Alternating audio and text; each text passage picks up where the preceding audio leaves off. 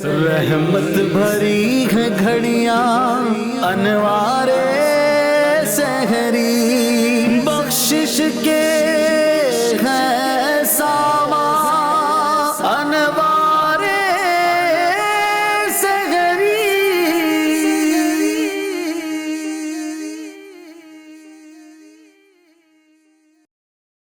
बिस्मिल्लाहिर्रहमानिर्रहीम।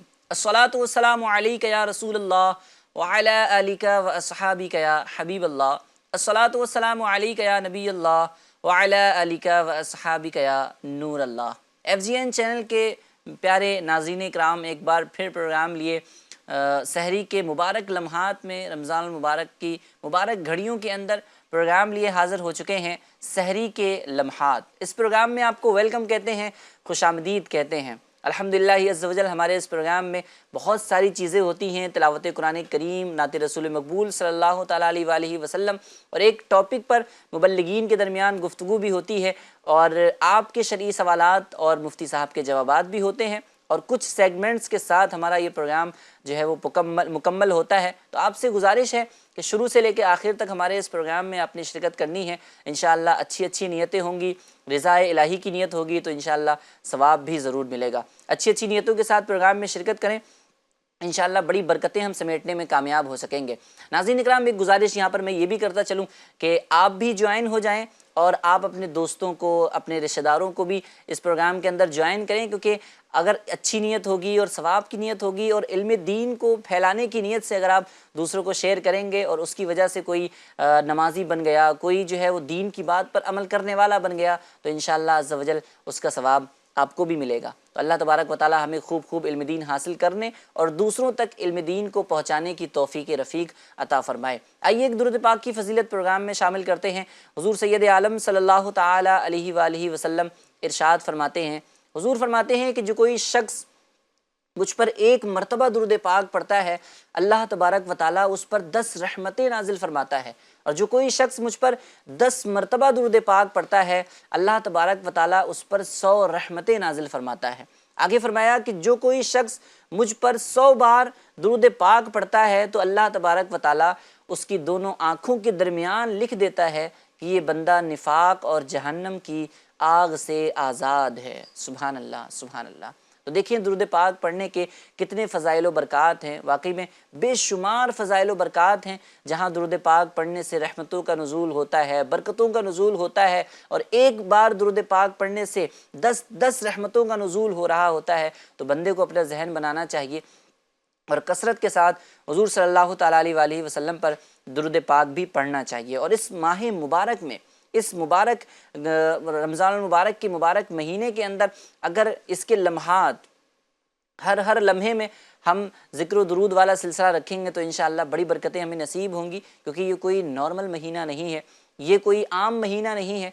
ये वो महीना है कि जिस महीने के लिए जन्नत को सजाया जाता है, ये वो महीना है कि जिस महीने के अंदर नेकियों का सवाब बढ़ा दिया जाता है। सुभान अल्लाह, सुभान अल्लाह, कितना प्यारा महीना है। एक रिवायत में आपको सुनाता चलूँ, हज़रत अमीरुल मोमिनीन मौलाए कायनात अलीउल मुर्तज़ा शेर खुदा करमल्लाहु ताला वजहुल करीम फरमाते हैं कि अगर अल्लाह तबारक व तआला को उम्मत मुहम्मदिया पर अज़ाब करना मकसूद होता तो अल्लाह तबारक व तआला उनको रमज़ान और सूरह कुल हुवल्लाहु अहद ये हरगिज़ इनायत न करता।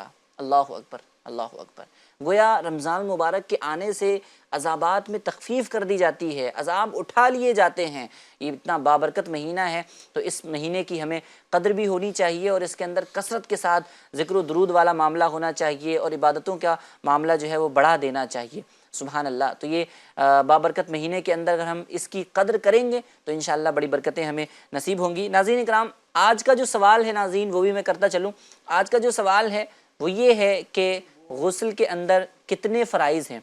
जी हाँ, गुस्ल के अंदर कितने फ़राइज़ हैं, बहुत आसान सा सवाल है, इसका जवाब आपने देना है। बहुत सारे लोगों को पता होगा, ज़ाहिर सी बात है, और कई सारे नाज़रीन शायद उनको नहीं मालूम हो, तो आपके बताने से या आपके कमेंट्स करने से शायद उनको भी मालूम चल जाए। इंशाअल्लाह हम लास्ट में भी बता देंगे, लेकिन आपने ये जवाब ज़रूर देना है। अपने नाम के साथ कमेंट भी कर सकते हैं और ऑडियोज़ भी शेयर कर सकते हैं। हम इंशाअल्लाह वक्त मुकर्ररा पर आपकी फ़रमाइशों को, आपकी ऑडियोज़ को भी शामिल सिलसिला करेंगे। कलाम की जानिब और एक कलाम को प्रोग्राम के अंदर शामिल करते हैं। حمد باری تعالیٰ پھر انشاءاللہ اس کے کلام کی طرف چلیں گے، کیونکہ تلاوت قرآن کریم کے بعد اللہ تبارک و تعالیٰ کی حمد بھی ضروری ہے، اور نعت رسول مقبول صلی اللہ تعالیٰ علیہ وآلہ وسلم تو ویسے ہی مسلمانوں کے دلوں کی جان ہے، تو انشاءاللہ ہم کلام بھی شامل کریں گے۔ جی صلی اللہ علیہ یا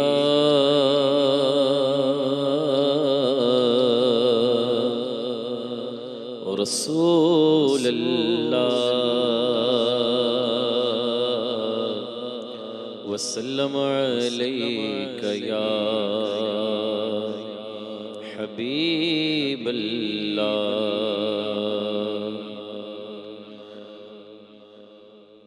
اللہ اللہ اللہ اللہ اللہ اللہ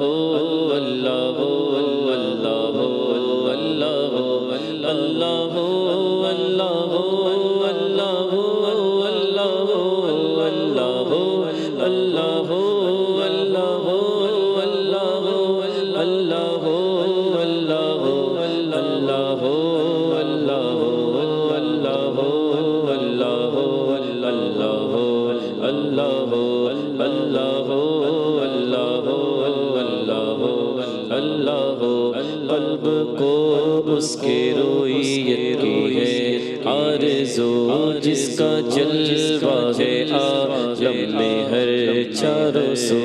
قلب کو اس کے رویت کی ہے آرزو، جس کا جلوہ ہے عالم میں ہر چاروں سو۔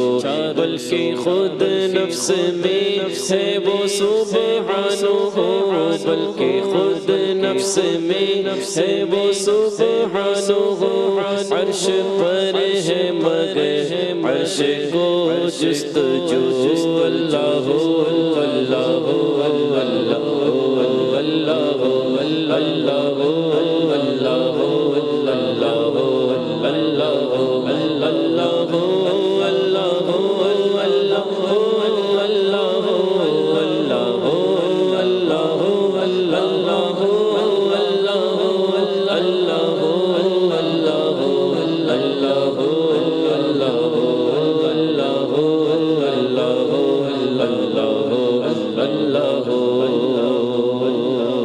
کسی جا نہیں اور ہر جگہ تو منظم قاسم برز سو۔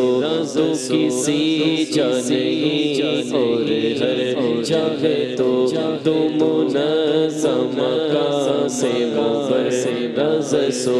علم و قدرت سے ہر جگہ تو کو بکو، علم و قدرت سے ہر جگہ تو کو بکو، تیرے جلوے ہے ہر جگہ ہے عفو۔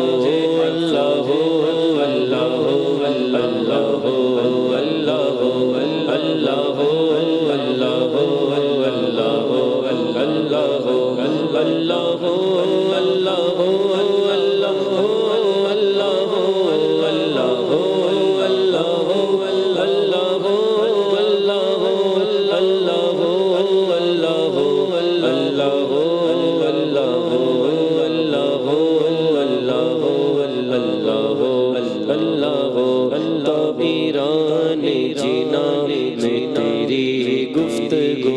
گیت تیرے ہی گاتے ہیں وہ خوشگلو طائران جینا میں تیری گفتگو، گیت تیرے ہی گاتے ہیں وہ خوشگلو۔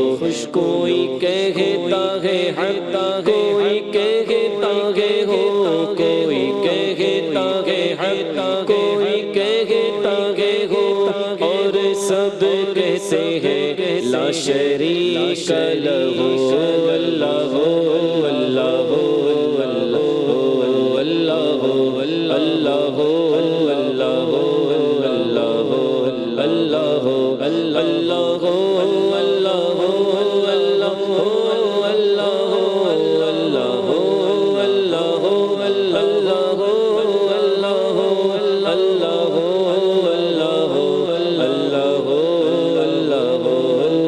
اللہ اللہ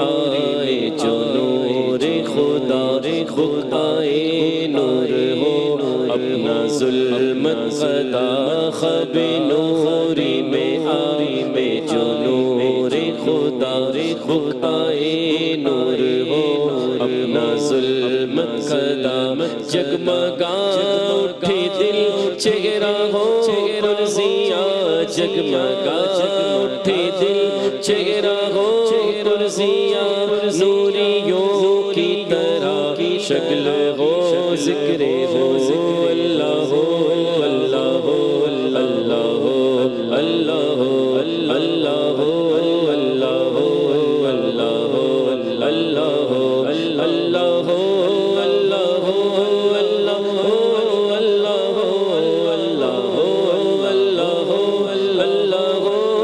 اللہ ہو اللہ ہو اللہ ہو اللہ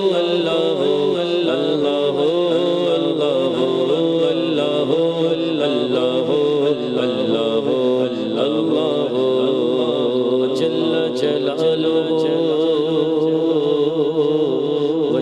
سبحانہ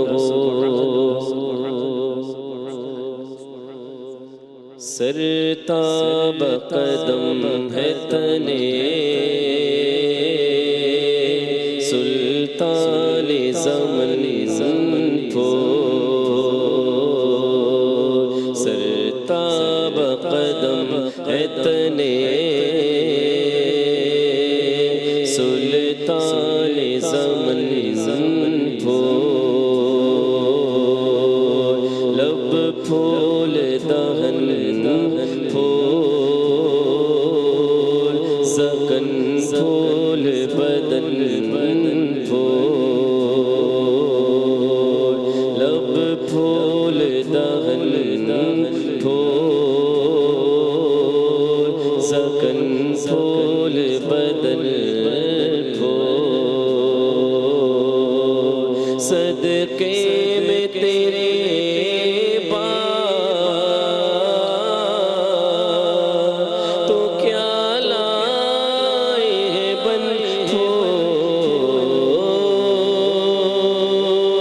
صدقے میں تیرے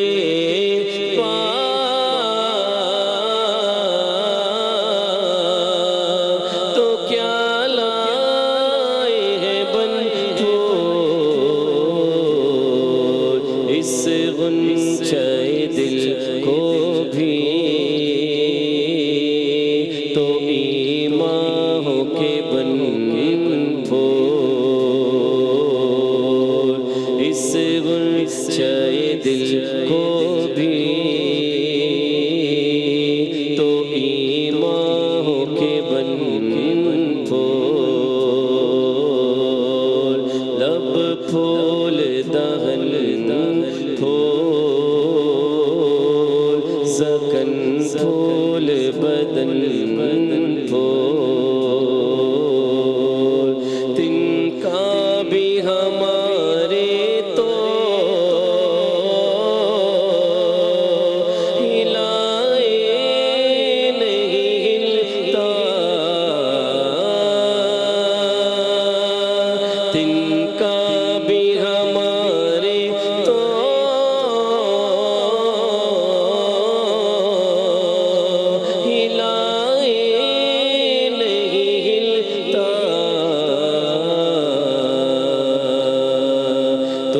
چاہو تو ہو جائے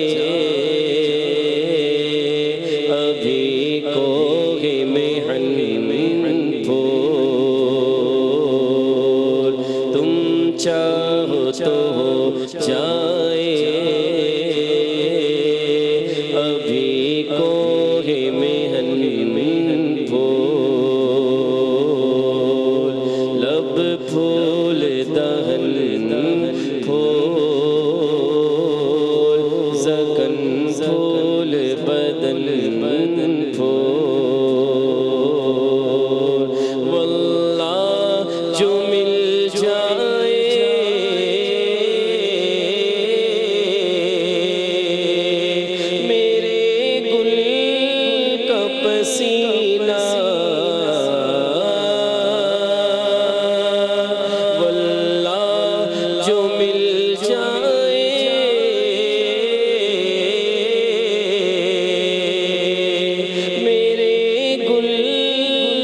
پسینہ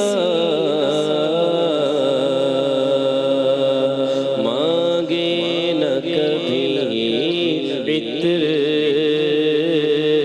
نہ پھر چاہے دلہن پھول مانگے نہ کبھی عطر نہ پھر چاہے دلہن پھول لب پھول دہن پھول زکن پھول بدن پھول کیا بات رضا اس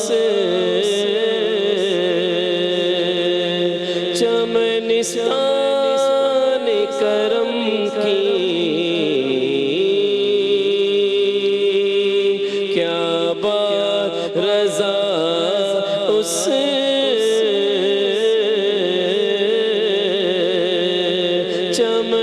چمنستان کرم کی زہرا ہے کلی جس میں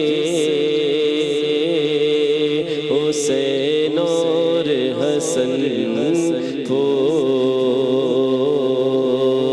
زہرا ہے کلی جس میں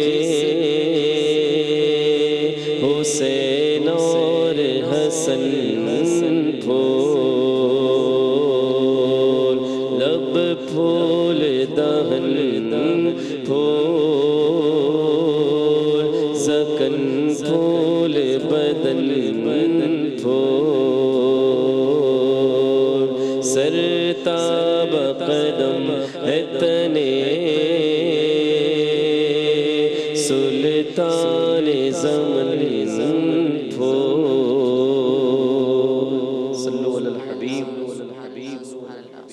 صلی اللہ تعالی علی محمد سرتاب قدم ہے تنے سلطان زمن پھول لب پھول دہن پھول زکن پھول بدن پھول سبحان اللہ سبحان اللہ حضور سید عالم صلی اللہ تعالیٰ علیہ وسلم کی مبارک ذات کا عالم ہی یہی ہے کہ ہر عضو جو ہے وہ پھول کی مانند ہے حضور سید اعلیٰ حضرت نے بڑی پیاری جو ہے وہ تشبیہ دی ہے اللہ تبارک و تعالیٰ ہمیں حضور صلی اللہ تعالیٰ علیہ وآلہ وسلم سے حقیقی عشق عطا فرمائے ناظرین اکرام جب اللہ تبارک و تعالیٰ نے اس دنیا کو بنایا تو اس دنیا میں مختلف قوموں کو بھیجا اور ان قوموں کی اصلاح کے لیے انبیاء اکرام کو پے در پہ بھیجنا شروع کیا اللہ تبارک و تعالیٰ نے حضرت آدم علیہ السلام کو بھیجا اس کے بعد حضرت شیس علیہ السلام دنیا میں تشریف لائے اور یوں جو ہے نبی علیہ السلام کا سلسلہ دنیا کے اندر چلتا رہا جاری رہا اور جب ہمارے پیارے آقا صلی اللہ تعالیٰ علیہ وآلہ وسلم اس دنیا کے اندر تشریف لائے اور حضور صلی اللہ تعالیٰ علیہ وآلہ وسلم آخری نبی ہیں آپ کے بعد کوئی نبی نہیں آئے گا تو اب یہ جو سلسلہ تھا امر بالمعروف و نہی عن المنکر بھلائی کا حکم دینا اور برائی سے منع کرنا لوگوں کو بھلائی اچھی چیزوں کا حکم دینا اور بری چیزوں سے روکنا یہ جو منصب تھا یہ جو کام تھا وہ امت کے سپرد کر دیا گیا اب امت ہی میں آپس میں ایک دوسرے کو لوگ نیکی کی دعوت دیتے ہیں برائی سے منع کرتے ہیں اور ان میں بھی کچھ لوگ ہیں کہ جن کو ماشاءاللہ خاص کر دیا گیا کہ جو قرب الہی زیادہ پاتے ہیں جو اللہ تبارک و تعالیٰ کے پسندیدہ بندے ہوتے ہیں اللہ تبارک و تعالیٰ کا قرب انہیں بہت زیادہ نصیب ہوتا ہے ان کو اولیاء اکرام کی جماعت کہا جاتا ہے جی ہاں یہ وہی اولیاء اکرام ہوتے ہیں کہ جو بندوں کو اللہ سے ملانے کا کام کرتے ہیں اللہ اللہ کیے جانے سے اللہ نہ ملے گا اللہ والے ہیں جو اللہ سے ملا دیتے ہیں تو یہ اولیاء اکرام ہیں کہ جو اللہ تبارک و تعالیٰ کی بارگاہ کی طرف لوگوں کی رہنمائی کر رہے ہوتے ہیں اور لوگوں کو برائی سے بچا کر نیکی کی راستے کی طرف گامزن کر رہے ہوتے ہیں نیکی کی طرف لا رہے ہوتے ہیں انہی اولیاء اکرام میں سے ایک بڑا ہی پیارا اور مشہور نام ہمارے سامنے آتا ہے تاج الاولیاء سید الاصفیاء وارث النبی عطائے رسول سلطان الہند حضرت سید خواجہ غریب نواز رحمۃ اللہ تعالیٰ علیہ آپ کی شخصیت بھی بڑی کمال کی ہے، اور الحمدللہ ہم ناز کرتے ہیں کہ ہم اس ملک عزیز ہندوستان کی سرزمین پر ہیں کہ جس سرزمین پر حضور غوث اعظم نے قدم رکھا تو 90 لاکھ کو نبی پاک صلی اللہ تعالیٰ علیہ وآلہ وسلم کے دامن سے جو ہے وہ وابستہ کر دیا۔ اللہ تبارک و تعالیٰ ہمیں خواجہ غریب نواز رحمۃ اللہ تعالیٰ علیہ کا بھی صدقہ نصیب فرمائے، اور جب 6 رجب آتی ہے، 6 رجب المرجب کا جب رجب المرجب کا مہینہ آتا ہے، اور جب اس کے اندر 6 رجب آتی ہے تو عاشقان خواجہ غریب نواز رحمۃ اللہ تعالیٰ علیہ کے دلوں کے اندر ایک خوشی کی لہر دوڑ جایا کرتی ہے، اور آپ اجمیر کی گلیوں میں دیکھیں کہ کس طریقے سے لوگوں کا ہجوم ہوتا ہے، اور عاشقان خواجہ غریب نواز رحمۃ اللہ تعالیٰ علیہ آپ کے در پر کس انداز میں، کس عقیدت کے ساتھ، محبت کے ساتھ حاضری دے رہے ہوتے ہیں۔ یہ منظر دیکھنے کے لائق ہوتا ہے اور واقعی میں دیکھنے والا ہوتا ہے۔ اللہ تبارک و تعالیٰ ہمیں آپ کے در کی بھی حاضری نصیب فرمائے، اور الحمدللہ ناظرین اکرام آج چھٹا روزہ ہے، اسی کی نسبت سے آج انشاءاللہ تذکرہ ہونا ہے، تذکرہ خواجہ غریب نواز رحمۃ اللہ تعالیٰ علیہ۔ تو آپ سے گزارش ہے کہ شروع سے لے کے آخر تک ہمارے اس پروگرام میں بنے رہیں، کیونکہ شاید نام تو بہت سارے لوگوں نے سنا ہوگا کہ خواجہ غریب نواز رحمۃ اللہ تعالیٰ علیہ بچہ جانتا ہے، لیکن آپ کے اوصاف کیا تھے، آپ کے کمالات کیا تھے، آپ کی کرامتیں کیا تھیں، آخر وہ کیا چیز تھی کہ جس کی بنیاد پہ لوگوں کے، مخلوق خدا کے دلوں کے اندر اللہ تبارک و تعالیٰ نے آپ کی محبت کو ڈال دیا ہے۔ آج ہم ان چیزوں پر انشاءاللہ ڈیٹیل سے کلام کریں گے، اور جب خواجہ غریب نواز رحمۃ اللہ تعالیٰ علیہ کی پیاری تاریخ آتی ہے، چھٹی شریف آتی ہے، تو عاشقان خواجہ غریب نواز رحمۃ اللہ تعالیٰ علیہ عرس کی صورت میں ایک جو ہے وہ آپ کے در پر ہجوم لگا ہوا ہوتا ہے، اور عرس بھی منا رہے ہوتے ہیں، آپ کو ایصال ثواب بھی کیا جا رہا ہوتا ہے، مختلف جگہوں پر لوگ جو ہے وہ آپ کو یاد کرتے ہیں، اور الحمدللہ ہندوستان کے اندر مختلف ممالک سے لوگ جو ہے وہ تشریف بھی لاتے ہیں، اور آپ کے در کی جو ہے وہ حاضری بھی ان کو نصیب ہو رہی ہوتی ہے۔ اور سچی بات یہی ہے کہ جو اولیاء کرام کے در سے جڑ جاتا ہے اس کے جو ہے وہ بگڑے کام بھی سنورتے چلے جاتے ہیں۔ آخر کوئی ایسی چیز تو ہوگی نا کہ جس کی بنیاد پر لوگ جوق در جوق ان کی طرف جو ہے وہ لو لگا کر اپنی فریادوں کو، اپنی التجاؤں کو ان کے سامنے رکھتے ہیں۔ آخر وہ چیز کیا ہے، انشاءاللہ کوشش کریں گے اس پروگرام میں بیان کریں، اور سب سے پہلے میں مفتی صاحب کی طرف ہی چلوں گا۔ اور جو اولیاء کرام کا عرس آتا ہے، جب ان کی وصال تاریخ آتی ہے، اور اس وقت لوگ جو ہے نیاز و فاتحہ کا اہتمام کر رہے ہوتے ہیں، ایصال ثواب کا اہتمام کر رہے ہوتے ہیں، عرس منا رہے ہوتے ہیں۔ اب اس کے اندر بھی کئی سارے لوگ معترضین آ جاتے ہیں، اور عجیب و غریب انداز میں اعتراضات ہو رہے ہوتے ہیں کہ ان اولیاء اکرام سے کیوں مانگنا ہے تو ڈائریکٹ اللہ سے مانگیے، اولیاء اکرام کیا کسی کی مدد کر سکتے ہیں معاذ اللہ۔ اس طریقے سے بہت سارے لوگوں کے ذہنوں کے اندر فطور ڈالا جا رہا ہوتا ہے۔ تو یاد رکھیے، حقیقی مدد کرنے والا اللہ تبارک و تعالیٰ ہی ہے، لیکن اللہ کی عطا سے اللہ کے اولیاء بھی مدد فرمایا کرتے ہیں۔ تو بیسیکلی یہ عرس کا کیا کانسیپٹ ہے اور عرس کیا ہے، پہلے تو ہم اس کو بھی جانیں گے انشاءاللہ، اور عرس کی شرعی حقیقت کیا ہے، شرعی حیثیت کیا ہے، وہ بھی انشاءاللہ سننے کی سعادت حاصل کریں گے۔ قبلہ مفتی صاحب، سب سے پہلے تو آپ اس کو ہی کلیئر فرمائیے گا کہ عرس کیا ہے، اور عرس کی ہمارے شریعت میں کیا حقیقت ہے اور کیا حکم ہے، کیا فرمائیں گے اس بارے میں؟ بسم اللہ الرحمن الرحیم۔ کسی بزرگ کے وصال کی تاریخ وغیرہ کی جو ہوتی ہے، بزرگان دین کی، اولیاء کرام کی، یا کسی کی جو یعنی عام طور سے عرس جو ہوتا ہے وہ اولیاء کرام، بزرگان دین کا، علماء کرام کا ہی منایا جاتا ہے۔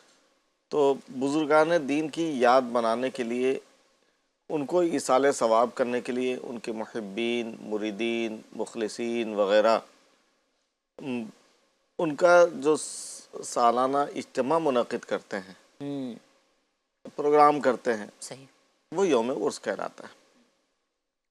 اب یہ کہ یوم عرس کرنا، اس کا حکم کیا ہے، تو اصل میں عرس منانا، اس کو کہتے ہیں نا عرس منانا۔ عرس منانا، تو کسی بزرگ کا عرس منانا کیسا ہے، تو عرس میں ہوتا کیا ہے؟ عرس میں ندیم بھائی کی بھی توجہ چاہوں گا کہ عرس میں ہوتا کیا ہے۔ قرآن خوانی ہوتی ہے، صحیح ہے، نعت خوانی ہوتی ہے، منقبت خوانی ہوتی ہے، کیا بات، ان کی سیرت و سوانے کو بیان کیا جاتا ہے، اور یہ ساری چیزیں ایصال ثواب کی جاتی ہیں۔ صحیح، اب یہ ساری چیزیں، اس میں سے نہ قرآن پڑھنا ناجائز، نہ نعت پڑھنا ناجائز، نہ ذکر و اذکار کرنا ناجائز، نہ کیا کہتے ہیں کسی قبر پر جانا ناجائز.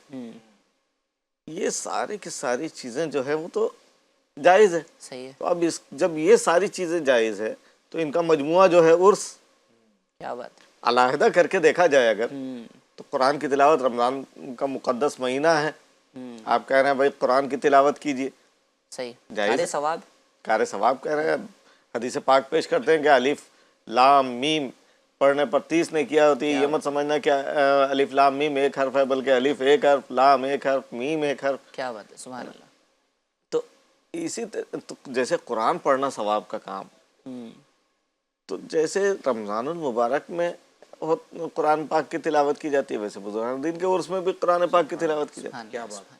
جیسے عام دنوں میں نعت و مناقب پڑھے جاتے ہیں ویسے بزرگان دین کے عرس میں پڑھے جاتے ہیں. تو اب ان سب کو اکٹھا ایک ہی جگہ پر بیٹھ کر علماء کرام عوام کے جمع غفیر میں اجتماع میں اس کو بیان کیا جا رہا ہے، یہی تو عرس ہے. صحیح. بالکل صحیح. کیا بات. زبردست. ماشاءاللہ. اچھا یہاں پر مفتی صاحب یہ تو سمجھے کہ ہمارے علماء اہل سنت کی ایک سخاوت ہی ہے کہ عرس کا ثبوت خود دیتے ہیں، حالانکہ دلیل تو اس کے ذمہ ہے نا کہ جو منع کرے، جو انکار کرے، جو آپ نے دعویٰ کر رہا ہے. دعویٰ کیا، دعویٰ تو آپ کا ہے کہ عرس ناجائز ہے. اللہ اکبر. اللہ اکبر. یعنی اشیاء میں دیکھیں تو سب اللہ اباحت اشیاء ہے. بات صحیح. اشیاء میں یہ دیکھیں تو پانی اباحت رکھا ہے، پانی کا یہ گلاس، اب اس کے اندر پانی پینا جائز ہے. صحیح ہے. اب اگر کوئی یہ دعویٰ کرے کہ یہ پانی پینا ناجائز ہے تو دلیل اس کو دینا پڑے گا کہ کیوں ناجائز ہے. کیا بات ہے. سبحان اللہ. کہ سبحان اللہ.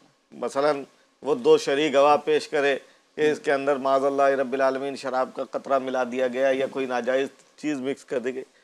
جواب دینا تو اس کے ذمہ ہے، دلیل پیش کرنا اس کے ذمہ ہے، نہ کہ اس کے ذمہ جو منا رہا ہے. منع کر رہا ہے. صحیح. صحیح. یہ چیزیں اصل میں حد سے زیادہ تجاوز کر جانا، کسی موقف کو لے کر اڑ جانا، وہ بزرگان دین کی سے دشمنی رکھنا، یہ اس طرح سے لے جاتی ہے. اچھا موضوع چلا ہی ہے عالم میں مفتی صاحب، تو ذرا یہ بھی کور کر لیا جائے کہ لوگ یہ کہتے ہیں کہ یار آپ تو یہ جو ساری باتیں بیان کرتے ہو نا یہ تو ٹھیک ہے، لیکن عرسوں میں تو بہت کچھ ہو رہا ہے. بہت کچھ ہو رہا ہے. عرس میں تو جناب جو ہے وہ ڈھول تاشے بھی چل رہے ہیں، عرس میں تو لوگ ناچ بھی رہے ہیں، مرد تو عورت عرس کا میں اختلاط ہے. اختلاط بھی ہو رہا ہے، تو کوئی پھر کچھ کیا کر رہا ہے، کچھ کیا کر رہا ہے. تو ہم تو کہتے ہیں کہ یار یہ سب چیزیں ہو رہی ہیں اس وجہ سے بند کرو. تو اس میں آپ کیا رہنمائی کریں گے کہ عرس ہی بند کر دیں یا پھر یہ برائیاں ختم کریں؟ ندیم بھائی شادی کرنا کیا ہے؟ بالکل جائز ہے، بعض صورتوں میں فرض بھی ہو جاتی ہے، فرض ہے، بعض صورتوں میں سنت ہے، ایسے ہی ہے نا. اچھا شادی بیاہ کی تقریب جو ہوتی ہے تو میرے آقا صلی اللہ علیہ وسلم نے فرمایا النکاح من سنتی. سبحان. نکاح میری سنت میں سے. اب نکاح کے لیے اسٹیج سجایا گیا، دلہا کو ہار پہنایا گیا، لائٹیں لگا دی گئی، کیا یہ چیزیں ناجائز ہیں؟ بالکل آرام ہے. جائز صرف جائز. ہم اہل سنت ہی کرتے ہیں یا دوسرے لوگ بھی یہ کرتے سب کر رہے ہیں، ہیں نا.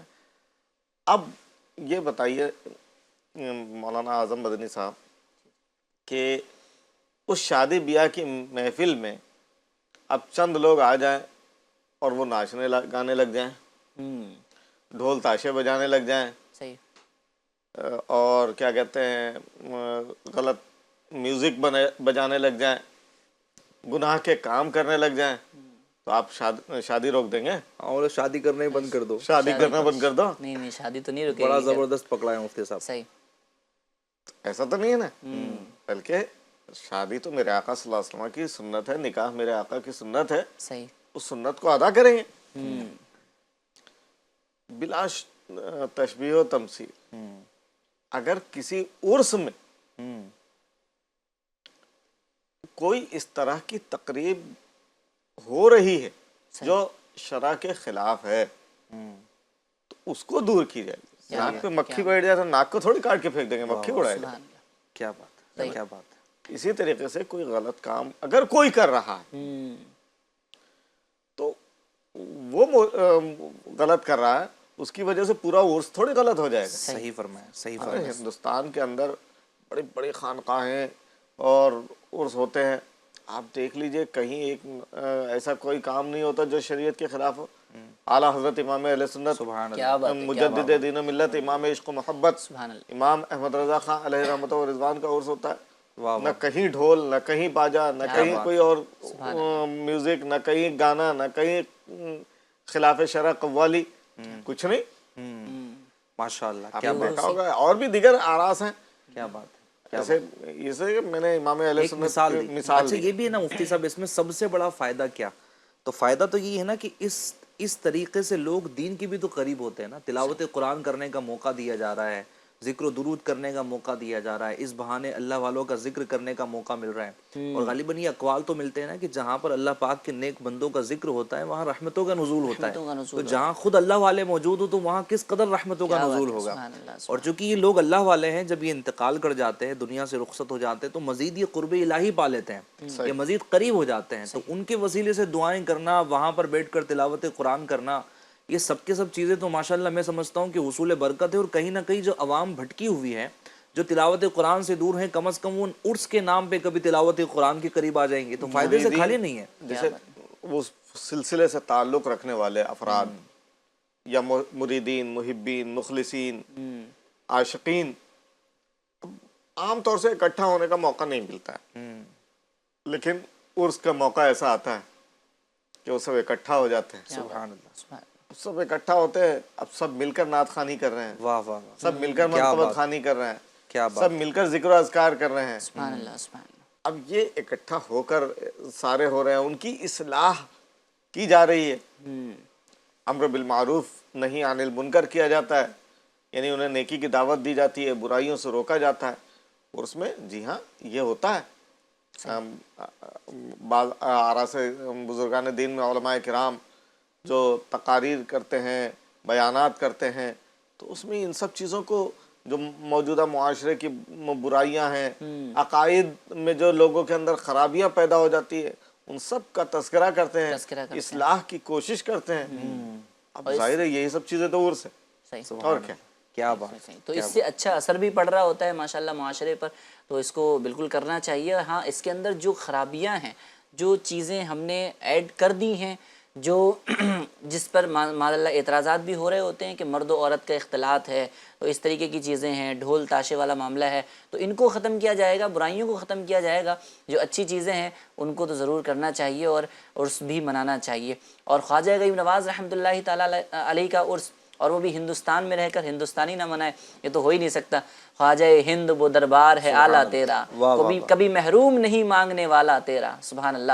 تو در خواجہ سے لو لگانی ہے انشاءاللہ، وہاں پر جو ہے وہ بگڑے کام جو ہے وہ سنورتے چلے جاتے ہیں. آئیے اب خواجہ غریب نواز رحمۃ اللہ تعالیٰ علیہ کے کچھ تعارف کی طرف بھی چلتے ہیں، کہ کیونکہ کئی بار ایسا ہوتا ہے ندیم بھائی کہ لوگ جو ہے وہ نام سے تو یاد رکھتے ہیں، جی جی. کچھ لوگ تو یہی سمجھتے ہیں کہ خواجہ غریب نواز آپ کا نام ہے.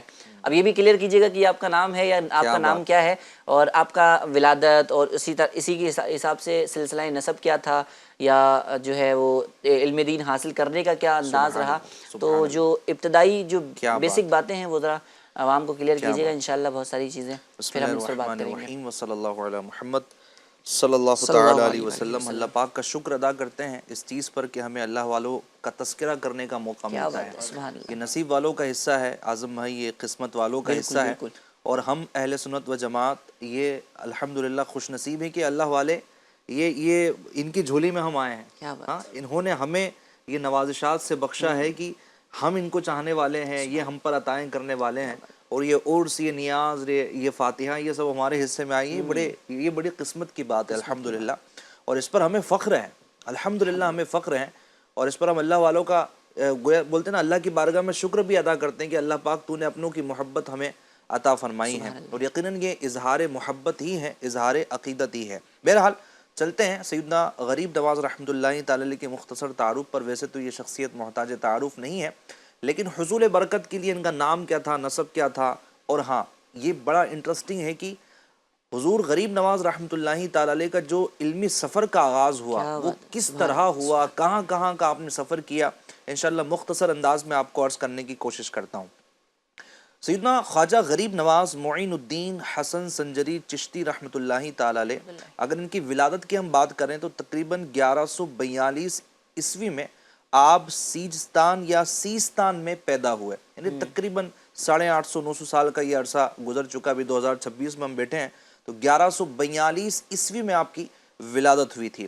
آپ رحمۃ اللہ تعالی علیہ کا نام نامی اسم گرامی کیا تھا؟ چلے میں آپ سے سوال کرتا ہوں۔ آپ کہیں گے کہ غریب نواز، تو یقیناً میرے خواجہ یہ غریب نواز تھے، لیکن آپ کا نام غریب نواز نہیں تھا۔ آپ کہیں گے معین الدین، تو یقیناً میرے غریب نواز معین الدین بھی تھے، لیکن آپ کا نام معین الدین نہیں تھا۔ جی ہاں، اب آپ کہیں گے کہ اب کیا بچا ہے؟ آپ کہیں گے عطائے رسول، تو جی میں ضرور کہوں گا کہ حضور خواجہ غریب نواز یہ عطائے رسول بھی ہیں، لیکن آپ کا نام عطائے رسول نہیں تھا۔ ہند الولی کہیں گے آپ، اور بھی کئی سارے القابات یہاں پر آپ شمار کروائیں گے، تو یقین جانیں یہ القابات ہی ہے، آپ کے نام نہیں ہے۔ آپ کا نام کیا ہے؟ آپ کا نام ہے حسن۔ کیا بات ہے، سبحان اللہ۔ غریب نواز رحمۃ اللہ تعالی علیہ کا نام نامی اسم گرامی یہ حسن تھا۔ کئی لوگوں کے لیے نیا ہوگا اور کئی لوگوں نے پہلے سے سنا ہوا ہوگا، تو سبحان اللہ، میرے غریب نواز کا نام حسن تھا۔ تو کیا ہی خوب ہو کہ جب ہم نام کا سلیکشن بھی کریں نا اپنے بچوں کے لیے، تو نام بھی ہم رکھیں کہ اس نسبت سے کہ غریب نواز کا نام حسن تھا۔ اور اس سے پہلے تو یہ ہے کہ حضرت علی رضی اللہ تعالیٰ عنہ کے بڑے شہزادے آپ کا نام حسن تھا، حضور علیہ الصلوۃ والسلام کے نواسے آپ کا نام حسن تھا۔ تو گویا جتنی نسبتیں آپ ایڈ کرتے رہیں گے اتنے ہی فیضان کے دریا جاری ہو جائیں گے، اور ہم تو نسبت والے ہی ہیں۔ اللہ تبارک و تعالیٰ ان نسبتوں کو سلامت رکھے۔ اچھا، دوسری خصوصیت یہ تھی آپ میں ایف جی چینل کے ناظرین کہ حضور غریب نواز رحمۃ اللہ تعالی علیہ یہ نجیب الطرفین تھے، یعنی حسنی اور حسینی سید تھے، یعنی دونوں طرف سے گویا کہ آپ کا یہ سلسلہ ملتا تھا۔ القابات کی اگر بات کریں تو آپ کے القابات کون نہیں جانتا، بلکہ ان القابات کی حقیقت اپنے تو کیا غیر بھی تسلیم کرتا ہے، سبحان اللہ، کیونکہ اس کا جو ظہور ہے، یعنی غریب نواز رحمۃ اللہ تعالی علیہ کی عنایتوں کا، عطاؤں کا، آپ کے فیضان کا جو دریا ہے نا، یہ ایسا دریا ہے کہ ہند میں نہیں بلکہ پوری دنیا میں سب اس سے سیراب ہو رہے ہیں، اپنے بھی پرائے بھی جاتے ہیں اور سیراب ہو جاتے ہیں۔ یہ عطاؤں کا دریا ہے، ایسا مشہور ہوا، بعض تو ایسے مشہور ہوئے کہ عالم کی حیثیت رکھنے لگے۔ سبحان اللہ، کیا بات ہے، اتنا نوازا غریبوں کو کہ آپ کا نام گویا لوگ غریب نوازی سمجھنے لگے۔ تو آپ کے القابات میں سے معین الدین، صحیح۔ اچھا معین الدین کا مطلب کیا ہوتا ہے؟ دین کا مددگار۔ سبحان اللہ، اللہ پاک ہمیں بھی دین کا داعی بنائے، دین کا مددگار بنائے۔ اور یہ جو لقب ہوتے ہیں، چلیں مزید آپ سنیے پھر میں آپ کو عرض کرتا ہوں۔ ایک لقب ہے آپ کا غریب نواز، غریبوں کو نوازنے والے، سلطان الہند۔ سبحان اللہ، آپ سمجھ چکے ہیں کہ اس کا مطلب کیا ہے۔ ہند کی جو بادشاہت ہے الحمدللہ غریب نواز رحمۃ اللہ تعالی علیہ کو حاصل ہے۔ وارث النبی بھی ہیں، نبی پاک صلی اللہ علیہ وسلم کے وارث بھی ہیں علوم میں بھی۔ یقیناً حضور علیہ الصلوۃ والسلام ہی سے تو فیضان لے کر آئے تھے ہند کی طرف، اور پھر ہند والوں کو نوازا تھا اور حضور ہی کے دامن سے وابستہ کرنے کے لیے آئے تھے۔ کیا لے کر آئے؟ وہ وراثت میں کیا لے کر آئے؟ حضور کا اخلاق لے کر آئے، حضور کا کردار لے کر آئے، حضور کا علم لے کر آئے، حضور کی وہ جو نیکی کی دعوت تھی وہ لے کر آئے، جذبہ دین لے کر آئے، ایثار لے کر آئے، خدمت خلق لے کر آئے، اللہ تبارک و تعالیٰ کی محبت لے کر آئے، خوف خدا لے کر آئے، وہ ساری عنایتیں لے کر آئے اور یہاں پر جب تقسیم کی اور گویا کہ وہی تصویر بنے رہے اخلاق و کردار کی، تو دیکھیں پھر کیا ہوا کہ لوگ آپ کے دامن سے وابستہ ہوتے چلے گئے۔ تو آپ حقیقی معنوں میں وارث النبی ہیں۔ اچھا، میں آپ کو بتاؤں کہ یہ القابات جو ہے نا وہ ایسے ہی نہیں مل جاتے، یعنی یہ القابات جن کے جیسے تھے نا یہ بالکل ویسے ہی تھے۔ اچھا مفتی صاحب، یہ بھی ہے نا کہ القابات کا جو ایک سلسلہ ہوتا ہے نا، ایک معاملہ ہوتا ہے کہ اس میں بھی ذرا سا ہم بے معیار سے رہتے ہیں، جس کو بھی چاہا جو بھی لقب دے دیا، فلاں یہ بھرمار چل رہی ہے آج تو القابات یوں مل یہ جو والا معاملہ ہوتا ہے یہ بڑا عجیب ہوتا ہے۔ تو یہ بھی دیکھنا چاہیے کہ ہم جس کو کچھ بول رہے ہیں، کچھ خطاب کر رہے ہیں، واقعی میں وہ اس بات کا اہل بھی ہے یا نہیں ہے۔ یعنی ایک مفتی صاحب فرما رہے تھے کہ کوئی گرتے پڑتے دمشق کو پہنچ گیا ہوگا، لیکن اس کے لقب میں شامل ہو جاتا ہے کہ مقرر دمشق، یعنی جناب کے وہاں فاتح یا سیاح ایشیا و افریقہ۔ اللہ اکبر۔ تو یہ القابات کے حوالے سے بھی جو ہمارا ایک معاملہ ہے، بہرحال ہم کو احتیاط کرنی چاہیے۔ تو حضور غریب نواز رحمۃ اللہ تعالی علیہ کے القابات ہیں، آپ کا سلسلہ نسب بھی سبحان اللہ سید معین الدین حسن بن سید غیاث الدین حسن بن سید نجم الدین طاہر بن سید عبد العزیز ہے۔ اچھا، اب آپ کے علم دین کے سفر کی طرف آ جاتے ہیں۔ کیا شاندار سفر تھا اعظم بھائی، اتنا پیارا سفر تھا اور آغاز بھی صحیح وقت پر ہوا۔ کیا بات۔ اچھا، دوسری بات یہ اہم یہ ہے کہ اللہ تبارک و تعالیٰ کو جس سے بڑا کام لینا ہوتا ہے نا، رب تبارک و تعالیٰ کی رحمت اس کو بچپن ہی سے اپنے آغوش میں لیتی ہے۔ بلکہ کبھی تو یہ جلوہ ہوتا ہے کہ ماں کے پیٹ سے ہی اس کی تربیت شروع ہو جاتی ہے، ماں کے پیٹ سے ہی اس کو گویا کہ اس کو بنانا شروع کر دیا جاتا ہے، اس کو تیار کرنا شروع کر دیا جاتا ہے۔ تو حضور غریب نواز رحمۃ اللہ تعالی کی عمر یہ 15 سال کی تھی۔ 15 سال کی عمر میں آپ نے یہ سفر کا آغاز کیا حصول علم کے لیے. سب سے پہلے آپ سمرقند تشریف لے گئے اور وہاں پر مولانا شرف الدین رحمۃ اللہ تعالی علیہ تھے. اس وقت کے بڑے علماء میں ان کا شمار تھا. حضرت مولانا شرف الدین رحمۃ اللہ تعالی علیہ کی خدمت میں حاضر ہوئے اور سب سے ابتدائی جو تعلیم ہے قرآن کریم کی جو تعلیم ہے وہ آپ نے حاصل کی اور قرآن کریم کا آپ نے ان کے پاس حفظ فرمایا. یعنی بیسک جو قرآن کی تعلیم اور قرآن کریم کا حفظ وہاں سے فرمایا. اب قرآن کریم کا حفظ کرنے کے بعد اب جو علوم قرآن ہیں یا جو وہاں اس وقت جو مروجہ علوم تھے قرآن کے تعلق سے احادیث کے تعلق سے جو بھی مروجہ علوم تھے چاہے وہ اصولی علوم ہو یا پھر تفسیری علوم ہو یا حدیث خدمات پر ہوں تو وہ سب تمام جو مروجہ علوم تھے ان کی تکمیل کے لیے پھر آپ نے سمرقند سے بخارا کی طرف سفر اختیار فرمایا. اچھا جب بخارا گئے تو وہاں کے بڑے مشہور و معروف عالم دین تھے مولانا حسام الدین بخاری رحمۃ اللہ تعالی علیہ. ان کی خدمت میں رہے اور حضرت ہی کی بارگاہ میں رہ کر جتنے بھی مروجہ علوم تھے وہ سب کے سب حاصل کر لیے, سب کی تکمیل فرما لی. اچھا اب ہم دیکھیں ذرا کہ یہ تکمیل کتنے سالوں میں ہوئی. یہ بڑی انٹرسٹنگ سمجھے کہ ایک بات ہے کہ تکمیل کتنے سالوں میں ہوئی. دیکھیں ابھی اگر فی الحال ہم بات کریں جو ہمارے یہاں پر مروجہ علوم ہیں ان میں سے بھی کچھ علوم درس نظامی میں داخل ہیں اور اس کی تکمیل کے لیے بھی تقریباً 7-8 سال لگ جاتے ہیں اور وہ بھی اگر ایک دم محنت کے ساتھ طالب علم لگا رہے تو کہا جا سکتا ہے کہ اس نے کچھ لے لیا ان علوم میں سے. ورنہ اکثر تو جو ہے وہ جو اس فن کی کتابیں ہوتی ہیں ان فنی کتابوں میں سے بھی کوئی ایک آدھ کتاب ہوتی ہے اس میں بھی طلبہ کی خواہش رہتی کہ بھائی کوئی آسان سے شامل کر دو. اچھا اس آسان سی کتاب میں بھی یہ رہتا ہے کہ جناب نصاب تھوڑا کم رکھو ورنہ ہمارے لیے مشکل ہو جائیں گے. یعنی آج کی کیفیت یہ ہے کہ کسی کو بھی یہ کہنا کہ اس فن کا ماہر ہے یہ بڑا مشکل فیصلہ ہوتا ہے کہ بھائی یہ جو ہے نا یہ سمجھے کہ ماہر ہے فن ہے, بہت مشکل ہوتا ہے. لیکن غریب نواز رحمۃ اللہ تعالی علیہ نے مولانا حسام الدین رحمۃ اللہ تعالی علیہ کی خدمت میں رہ کر جتنے مروجہ علوم تھے ان پر مہارت تامہ حاصل کر لی. اب قرآن حفظ کرنے سے لے کر مروجہ علوم کی تکمیلیت تک کتنا عرصہ لگا؟ صرف 5 سال. اللہ اللہ اللہ 5 سال کی عمر میں صرف 5 سال کی عمر میں یہ تمام مروجہ علوم حاصل کر لیے اور الحمدللہ پھر یہ ماشاءاللہ باقاعدہ یہ ایک جس کو بولتے ہیں نا کہ علم کا انبار ایک علم کا جہان آپ کے اندر آباد ہوا. یہ 5 سال میں آپ نے ماشاءاللہ حاصل کیا. اچھا یہ کیوں ہوا, یہ کیسے ہوا؟ اللہ تبارک و تعالیٰ کی مدد, اخلاص, پھر وہ جذبہ, وہ قربانی, پھر اپنے استاد کا ادب. یہ بھی یعنی واقعات ہے بڑے طویل اس کے کہ آپ کے علم کا حاصل کرنے کا انداز کیا تھا. لیکن ظاہر سے بات ہے کہ ایک مختصر وقت ہوتا ہے. اچھا پھر کیا ہوا, ظاہری علوم تو حاصل کر لیے. اب کیا ہوا کہ اندر ایک خلبلی تھی, اندر ایک طوفان بپا تھا کہ یہ تو ہو گیا لیکن باطنی علوم کہاں سے ملے. ظاہر تو چمکا ہے لیکن دل کہاں سے چمکے, دل کون چمکا ہے. اب وہاں سے آپ نے سفر اختیار کیا, آگے کی طرف آپ روانہ ہوئے اور پھر آپ پہنچے حجاز مقدس کی طرف. کیا بات. وہاں آپ پہنچے اور ایک پیر کامل کی تلاش تھی کہ کوئی پیر کامل مل جائے تو اب اس کی خدمت میں رہنا ہے اور اپنے دل کی بولتے نا کہ صفائی ستھرائی کرنی. ویسے تو صاف ہی دل تھے لیکن یہ بزرگان دین باقاعدہ اپنے تزکیہ نفس کے لیے اپنے باطنی علوم سے گویا کہ اپنے آپ کو آراستہ کرنے کے لیے سفر اختیار کرتے.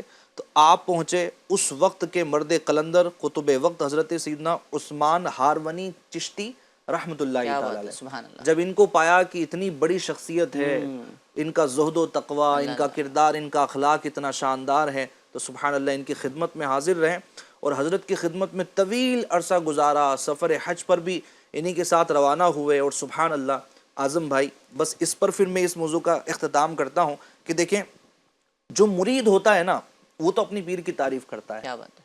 جو بھی مرید ہے وہ اپنے پیر کی تعریف کرتا ہے لیکن کمال یہ ہے کہ پیر اپنے مرید کی تعریف کرے, پیر اپنے مرید کی تعریف کہ میرا یہ مرید بڑا با کمال ہے, میرا یہ مرید بڑا با کمال ہے. آپ دیکھیں کہ حج کے موقع پر آپ کے مرشد گرامی حضرت عثمان ہارونی رحمۃ اللہ تعالی علیہ آپ خود فرماتے کہ ہمارا معین الدین اللہ کا محبوب ہے, مجھے اپنے مرید پر فخر ہے. اللہ اکبر. یہ اللہ کا محبوب ہے, یہ مزدہ بھی سنایا. اچھا یہ بھی بڑے کمال کی بات ہوتی ہے کسی کو یہ کہہ دینا کہ اللہ کا محبوب ہے, مطلب پیر اتنے پہنچے ہوئے ہیں تو یہ ارشاد فرما رہے ہیں. آج تو معاملہ یہ کہ نہ خود پہنچے ہوئے ہیں نہ پہنچانے کی طاقت رکھتے ہیں. تو بہرحال یہ بھی یعنی اس لقب سے یعنی اس ارشاد سے بھی ہمیں سیکھنے کو ملتا ہے کہ پیر بھی ایسے کو بنانا چاہیے کہ واقعی میں جو آپ کو کہیں پہنچا سکے. صحیح. کہیں سے مراد نبی پاک صلی اللہ علیہ وسلم کے قدموں میں پہنچا ہے, اللہ کی بارگاہ میں پہنچا ہے. اللہ اللہ وہ پہنچا ہوگا تو آپ کو پہنچائے گا, ورنہ وہ اپنی خیر منائے, آپ بھی اپنی خیر منائیں. تو بہرحال آپ مرشد کریم کی بارگاہ میں رہیں. اچھا, پھر اس کے علاوہ بھی کئی مقامات پر آپ کے جو پیر صاحب تھے انہوں نے آپ کے متعلق تعریفی جملے ارشاد فرمائے اور آپ کو آگے لے کر چلتے رہے. بہرحال پھر کئی ملکوں کا سفر ہوا اور پھر ایک وقت آیا کہ نبی پاک صلی اللہ علیہ وسلم کی بارگاہ سے آپ کو مزدہ ملا اور پھر آپ ہند کی کیا طرف بات ہے، تشریف سبحان لائے. اللہ سبحان اللہ. تو یہ جو ہے نا وہ آپ کا علم دین کا سفر رہا، لیکن اس سے پہلے بھی یہ آپ علم دین کی طرف گئے تو گئے کیسے؟ اس کے پیچھے بھی ماشاءاللہ بڑا انٹرسٹنگ واقعہ ہے. میں اس کی طرف اشارہ کرتا ہوں کہ آپ کے والد صاحب کا جو ہے وہ انتقال ہو گیا تھا. 15 سال کی عمر تھی اور اس کے بعد جو ہے وہ آپ کے وراثت میں جو ہے ایک پنچکی حصے میں آئی اور جو ہے وہ انگور کا جو ہے وہ باغ آپ کے حصے میں آیا اور آپ باغ کی دیکھ بھال اور رکھوالی وغیرہ کرتے تھے. اتنے میں ایک ولی کامل، اس وقت کے ولی کامل کی آمد ہوتی ہے اور آپ باغ میں ان کو بٹھاتے ہیں، ان کے جو ہے وہ بارگاہ میں انگوروں کا خوشہ پیش کرتے ہیں اور یوں ادب کا انداز، کیونکہ آپ جو ہے نا وہ پہلے سے ہی ماشاءاللہ با ادب اور با ادب گھرانے سے تھے. آپ نے ولی کامل کا ادب کیا. انہوں نے اپنے جو ہے وہ جو بھی ان کے پاس ساز و سامان تھا اس میں سے ایک روٹی کا ٹکڑا نکالا اور آپ کو کھلا دیا. وہ اس روٹی کے ٹکڑے کی برکت تھی کہ دل کی دنیا زیر و زبر ہو گئی. آپ نے جو ہے نا وہ سارا ساز و سامان جو ہے وہ اللہ تبارک و تعالیٰ کی بارگاہ میں جو ہے وہ پیش کیا، لوگوں کو خیرات کر دیا. باغ جو تھا وہ بھی لوگوں کے جو ہے وہ سپرد کر دیا، اللہ تبارک و تعالیٰ کی راہ میں دے دیا اور سب کچھ مال وغیرہ سب کچھ لوٹا کر کے راہ خدا میں خرچ کر کے پھر جو ہے وہ علم کی طرف آپ جو ہے وہ گامزن ہوئے اور اس انداز میں آپ نے علم حاصل کیا، آپ نے ملاحظہ کیا. یعنی کتنی کمال کی بات ہے نا مفتی صاحب کی. کبھی تو اولیاء کرام کے شان ہوتی ہے کہ کسی کے دل کو بدلنے کے لیے ایک روٹی کا ٹکڑا کافی ہو جاتا ہے. اللہ اللہ اللہ اللہ، یعنی اپنے ہاتھ سے دے دیا اس کا دل روشن ہو گیا. کبھی اپنے گلے لگا لیا، سب کچھ انیل دیا. یعنی کیا اللہ کے اولیاء کرام کی شان ہے اعظم بھائی. دیکھیں اللہ تبارک و تعالیٰ کے کیسے یہ برگزیدہ بندے ہوتے ہیں. اللہ پاک ان کی محبت ہمیں نصیب فرمائے اور انہی کے قدموں میں ہمیں رکھیں کہ یہ اللہ تبارک و تعالیٰ کی عطا سے جس کو جو دینا چاہتے ہیں وہ عطا کر دیتے ہیں. صحیح اور ماشاءاللہ مل رہا ہوتا ہے، مانگنے والوں کو مل رہا ہوتا ہے اور مانگتے رہیں گے. محسنین ہیں، امت کے احسان کرنے والے حضرات ہیں اور محسنین کے قریب تو ویسے ہی فرمایا گیا کہ رحمت ہوتی ہے. اللہ تبارک و تعالیٰ قرآن کے اندر ارشاد فرماتا ہے ان رحمت اللہ قریب من المحسنین، کہ بے شک اللہ کی رحمت محسنین کے قریب ہے. اور کون ہے محسنین؟ وہی جو اللہ والے ہیں، اللہ کے راستے پر چل رہے ہوتے ہیں اور لوگوں کو چلا رہے ہوتے ہیں.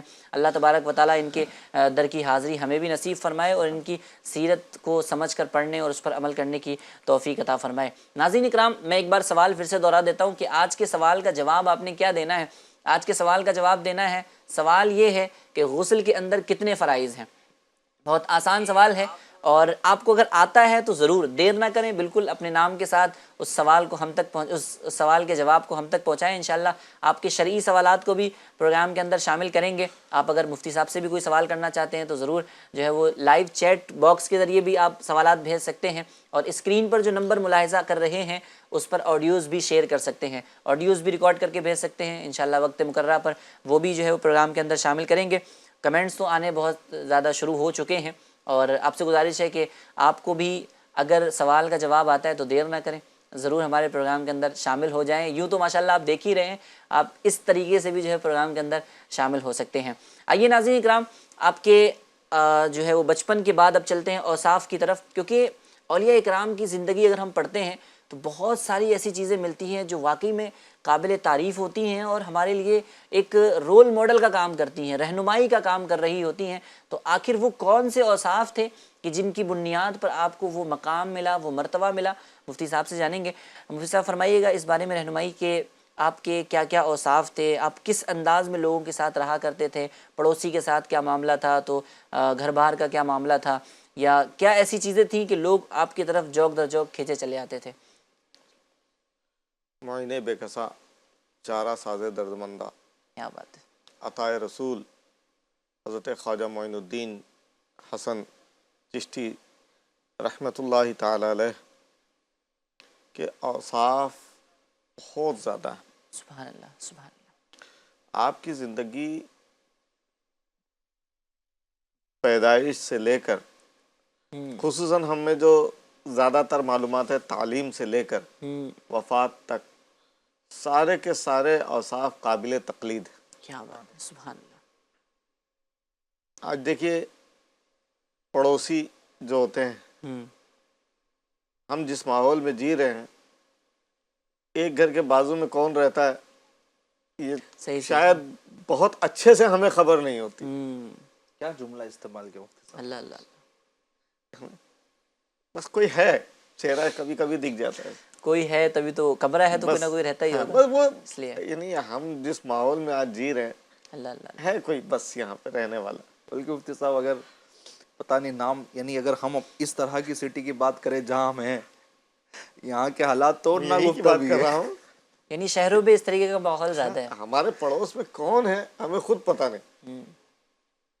تو ایسے موقع پہ پڑوسیوں کا خیال رکھنا، سبحان اللہ۔ سبحان اللہ۔ ان کی خبر گیری کرنا، حضرت خواجہ غریب نواز رحمۃ اللہ تعالی علیہ کا یہ عظیم ترین وصف تھا۔ کیا بات ہے، سبحان اللہ۔ کسی پڑوسی کا انتقال ہو جاتا تو اس کے جنازے میں تشریف لے جاتے ہیں، اور اس کی تدفین کے بعد جب سب لوگ واپس ہو جاتے، آج بھی کسی کا بلڈنگ میں بھی آپ کے کسی کا انتقال ہو جائے تو ہے اپنی بلڈنگ کا تو ہے، چلو جنازے میں شریک ہو جاتے ہیں۔ اتنا تو آج ہے ابھی مروت باقی کہ جنازے میں شریک ہو جاتے ہیں، صحیح۔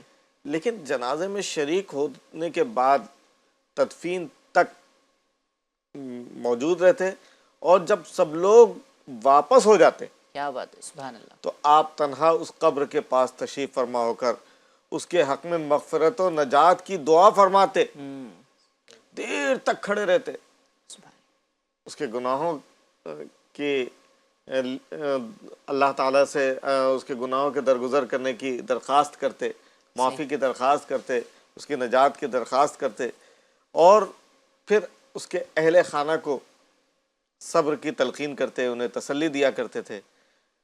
حضرت خواجہ غریب نواز کے حلم و بردباری، جود و سخاوت اور دیگر اخلاق عالیہ سے متاثر ہو کر لوگ عمدہ اخلاق کے حامل اور پاکیزہ صفات کے پیکر ہوئے، اور دہلی سے اجمیر سفر کے دوران ایک بڑی تعداد میرے آقا صلی اللہ علیہ وسلم کے غلامی کا شرف حاصل کر کیا بات ہے، سبحان اللہ۔ انہوں نے غلامی کا شرف حاصل کر لیا، اللہ تبارک و تعالیٰ کے مخلص بندے بن گئے۔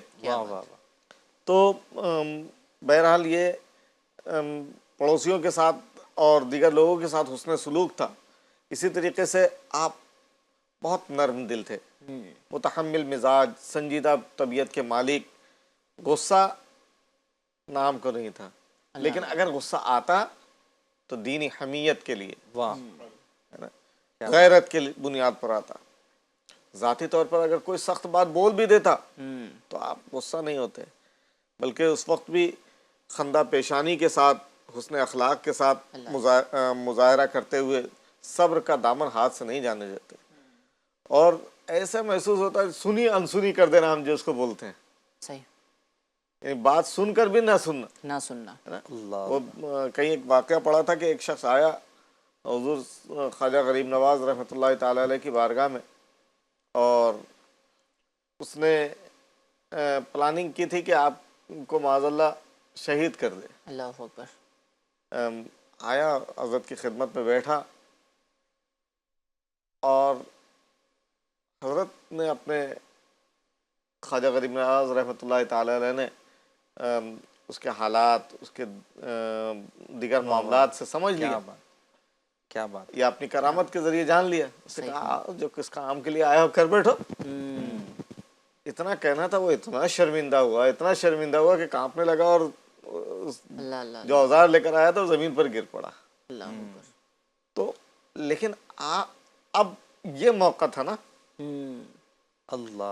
کہ اس سے بدلہ لیا جا سکتا، بدلہ لینے کا موقع، بدلہ لینے کا بہترین موقع تھا۔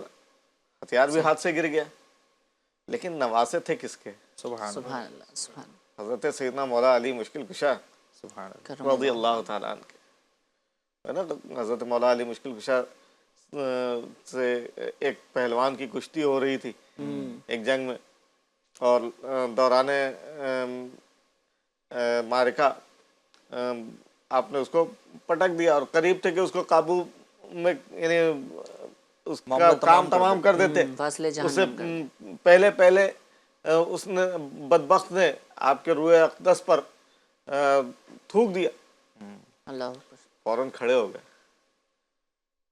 اور اس کو چھوڑ دیا. اب یہ توجہ کرنے کی بات ہے کہ اتنے اہم موقع پر بدلہ لیا جاتا ہے، معاف نہیں کیا جاتا ہے. صحیح. ہے نا؟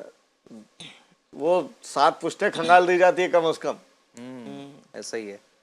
اور یہاں دیکھیے تو کیا حال ہے. اللہ اکبر. محبت ہے ہاں. اور وفا ہے تو دل گلے لگانا گلے ہے، لگانا. دل لگانا ہے. اب ظاہر ہے کہ جو شخص قتل کرنے آیا ہے اس کو اس طرح کی گفتگو کر کے اس کے ساتھ نرمی کا سلوک کر دیا. اب وہ ظاہر ہے آپ کا مرید نہیں بنے گا تو کیا بنے گا، کیا بات ہے. سبحان وہ آپ کا خادم نہیں بنے گا تو کیا بنے گا. کیا بات. ایسا اسلام کی جو خوبیاں ہیں یہ حسن اخلاق ہے، کیا بات. سبحان اللہ. حسن کردار ہے. اچھا کردار پیش کیا تو لوگ دامن مصطفیٰ سے وابستہ ہوتے کیا ہیں. بات ہے. کیا بات ہے. کسی نے کہا مفتی صاحب کہ اسلام، لوگ کہتے ہیں اسلام تلوار کے زور سے پھیلا ہے، تو کہنے والے نے کہا کہ اسلام تلوار کے زور سے پھیلا تو ہے لیکن وہ تلوار لوہے کی نہیں، اخلاق کی. اخلاق کی تلوار تھی. میں یہی عرض کر رہا تھا، یہ جو مثالیں دے رہا یہ اسی کی مثال دے رہا ہوں کہ اگر خواجہ غریب نواز رحمۃ اللہ تعالی علیہ نے اسلام لوگوں کے دلوں میں منور کیا، اسلام کے روشنی کو منور کیا، کیا بات. تو وہ اپنے اخلاق کے ذریعے، اپنے کردار کے ذریعے، اپنے گفتار کے ذریعے، اپنے حسن سلوک کے ذریعے انہوں نے لوگوں کی خدمت کی. کیا بات. اور یہ اوصاف ان کے جو آپ نے کہا تو نہ جانے کیسے کیسے اوصاف. رمضان المبارک کا مہینہ ہے، ہم قرآن پاک کی تلاوت نہیں کرتے، قرآن پاک سے دور نظر آتے ہیں. خواجہ غریب نواز رحمۃ اللہ تعالی علیہ کا آپ معمول دیکھیے، ساری رات عبادت الہی میں مشغول رہا کرتے تھے، یہاں تک کہ عشاء کے وضو سے فجر کی نماز پڑھا کرتے تھے، سبحان اللہ. اور پورے دن رات کے اندر 2 مرتبہ قرآن پاک ختم کر لیتے تھے. اللہ اکبر. دوران سفر بھی قرآن پاک کی تلاوت جاری رہتی. تو ایسے کتنے اوصاف ہیں خواجہ غریب نواز رحمۃ اللہ تعالی علیہ کے. یہ جو وصف آپ نے بیان کیا نا مفتی صاحب کہ اپنی ذات کے لیے بدلہ نہ لینا، اور اگر دین کی بات آ جائے تو ٹھیک ہے وہ غصہ جو ہے وہ جہاں تک اجازت ہوتی ہے شریعت کی اس کو نافذ کرنا، لیکن ہمارے معاشرے میں دیکھیں تو معاملہ ہی پورا الٹا ہو جاتا ہے. یعنی اگر دین کی بات آتی ہے تو بندے کو غصہ ہی نہیں آتا، یعنی سمجھوتا کرتا ہے، بہت سمجھوتا کر رہا ہوتا ہے. بچے جو ہے وہ نماز نہیں پڑھ رہے ہیں تو کوئی غصہ نہیں ہے، کوئی ماتھے پہ شکن نہیں ہے. اور اگر اپنی ذات پہ معاملہ آ جائے، اپنی ذات پہ معاملہ آ جائے تو اللہ کی پناہ وہ چیزیں کی جا رہی ہوتی ہیں کہ جو کا جواب پتھر سے دیا جاتا ہے. اینٹ کا جواب پتھر سے دیا جا رہا ہوتا ہے. آگے بڑھ چکا ہے.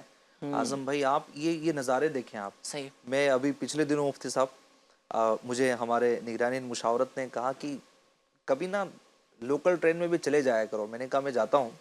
ایک سفر میں نے کیا، شاید 1 سال ہو چکا ہوگا، اتفاق تھا ٹکٹ نہیں ملے تو جانا ضروری تھا. پورے سفر میں مفتی صاحب 8 گھنٹے کا سفر تھا، 10 سے 12 میں نے جھگڑے دیکھے ہوں گے اس لوکل ڈبے میں. یعنی چھوٹی چھوٹی باتوں پہ کوئی سیٹ کے لیے لڑ رہا ہے تو کوئی کس بات پہ لڑ رہا ہے، کسی کو بہت ٹھوکر لگ گئی تو لڑ رہا ہے. میں نے کیا اللہ کی پناہ قوت برداشت کہاں گئی ہماری. یعنی جہاں صبر تھا، جہاں محبت تھی، درگزر تھا، عفو تھا کہ بھائی چلو ہوتا ہے چلو ہوتا ہے. یہ زندگی کا حسن تھا کہ بندہ ایک جملہ کہہ کر اپنے آپ کو منا لیتا تھا کہ یار تھوڑا چلتا ہے، یار ہوتا ہے، آگے بڑھیے، زندگی کو آگے بڑھائیے. لیکن اس قدر جھگڑے. ہمسایوں کی مفتی صاحب نے بات کی اعظم بھائی، ہمسایوں کی بات کریں، پڑوسی کی بات کریں، اس قدر اہمیت پڑوسیوں کی. نبی پاک صلی اللہ علیہ وسلم کے فرمان کا خلاصہ کہ تم میں بہتر وہ ہے جو اپنے ہمسائے کے لیے بہتر ہو، پڑوسیوں کے لیے یعنی اپنے بہترین ہونے کا معیار یہ بیان کر دیا گیا کہ تم ہمسائے کے لیے بہتر ہو تو تم واقعی میں بہتر ہو. بلکہ صحابہ اکرام نے تو یہ بیان کیا کہ ایک مرتبہ حضور علیہ الصلوۃ والسلام نے اس قدر پڑوسیوں کے حقوق بیان کیے کہ ہمیں لگا کہ اب تو حضور گویا کہ ہماری وراثت میں ان کو حصے دار بنا دیں گے. اس قدر ان کے حقوق بیان کیے. او کما قال، یعنی میں اس حدیث کا آپ کو مفہوم بیان کر رہا ہوں. اب دیکھیں ماہ رمضان ہے اور پڑوسی ہیں. اگر مفتی صاحب ذرا سا اس پہ کلام کر لیا جائے کہ ماہ رمضان میں بھی پڑوسیوں کے ساتھ میں تعلقات بڑھائیں. اور اچھا یہ تعلقات رکھنا بہت فائدہ مند بھی ہوتا ہے. کبھی بھی ایمرجنسی آ جاتی ہے، یہ پڑوسی اٹھ کر آتا ہے. رشتہ دار تو دور ہے، وہ تو پتہ نہیں کب آئے گا، اس کو کون کال کرے گا، ارجنسی ہو گئی، اب کیا ہوا، کہ جناب وہی پڑوسی اٹھ کر آ رہا ہوتا ہے کہ کیا بات ہے یار آج دروازہ نہیں کھلا, کیا بات ہے آج سلام کی آواز نہیں, کیا بات ہے آج ذرا سا وہ کھڑکھڑانے کی گھر میں آواز نہیں آ رہی, سب خیر تو ہے. بعض اوقات پڑوسی اٹھ کے آ جاتا ہے کہ دیکھا کہ آوازیں نہیں آ رہی ہے, آپ کے یہاں سے آواز آ جاتی تھی, کوئی اٹھ جاتا تھا. تو یہ معاملہ ہوتا ہے. ایسا بھی ہوا ہے کہ گھر میں انتقال ہو گیا, بندہ اکیلا تھا, جب اس کے سڑنے کی وجہ سے بدبو پھیلی تو معلوم پڑا کہ بندہ اندر مر چکا ہے. اللہ ایسے بھی کیسز ہیں, آپ دیکھیں کہ بعد میں معلوم پڑتا ہے. اس کی بہت ساری وجوہات ہو سکتی, لیکن ایک وجہ یہ بھی رکھتی کہ ہم تعلقات نہیں رکھتے, ہم ملتے نہیں ہیں, ہم بات چیت نہیں کرتے ہیں. یہی ہوتا ہے جو مفتی صاحب نے بیان کیا کہ سالوں گزر جاتے ہیں لیکن معلوم نہیں ہوتا کہ پڑوسی کون تھا. تو تعلقات رکھیں. اسلامی بہنیں بھی شرعی حدود کے ساتھ میں تعلقات کا سلسلہ ان کا بھی رابطہ ہونا چاہیے.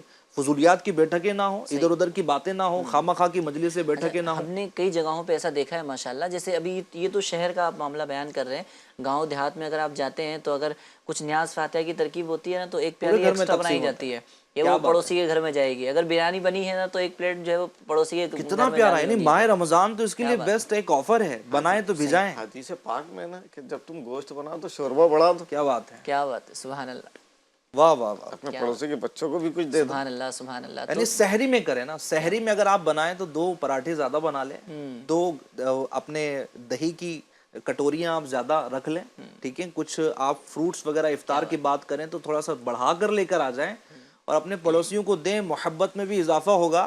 اور اچھا یہ بھی ایک چیز ہوتی ہے مفتی صاحب, یعنی چلیں ایک یہ فائدہ میں یہ بھی آپ کو بتا دو, جو دیتا ہے نا اس کو ملتا بھی ہے پھر. یعنی ایک شخص نے کہا کہ یار میرا نا فائدہ ہو جاتا ہے.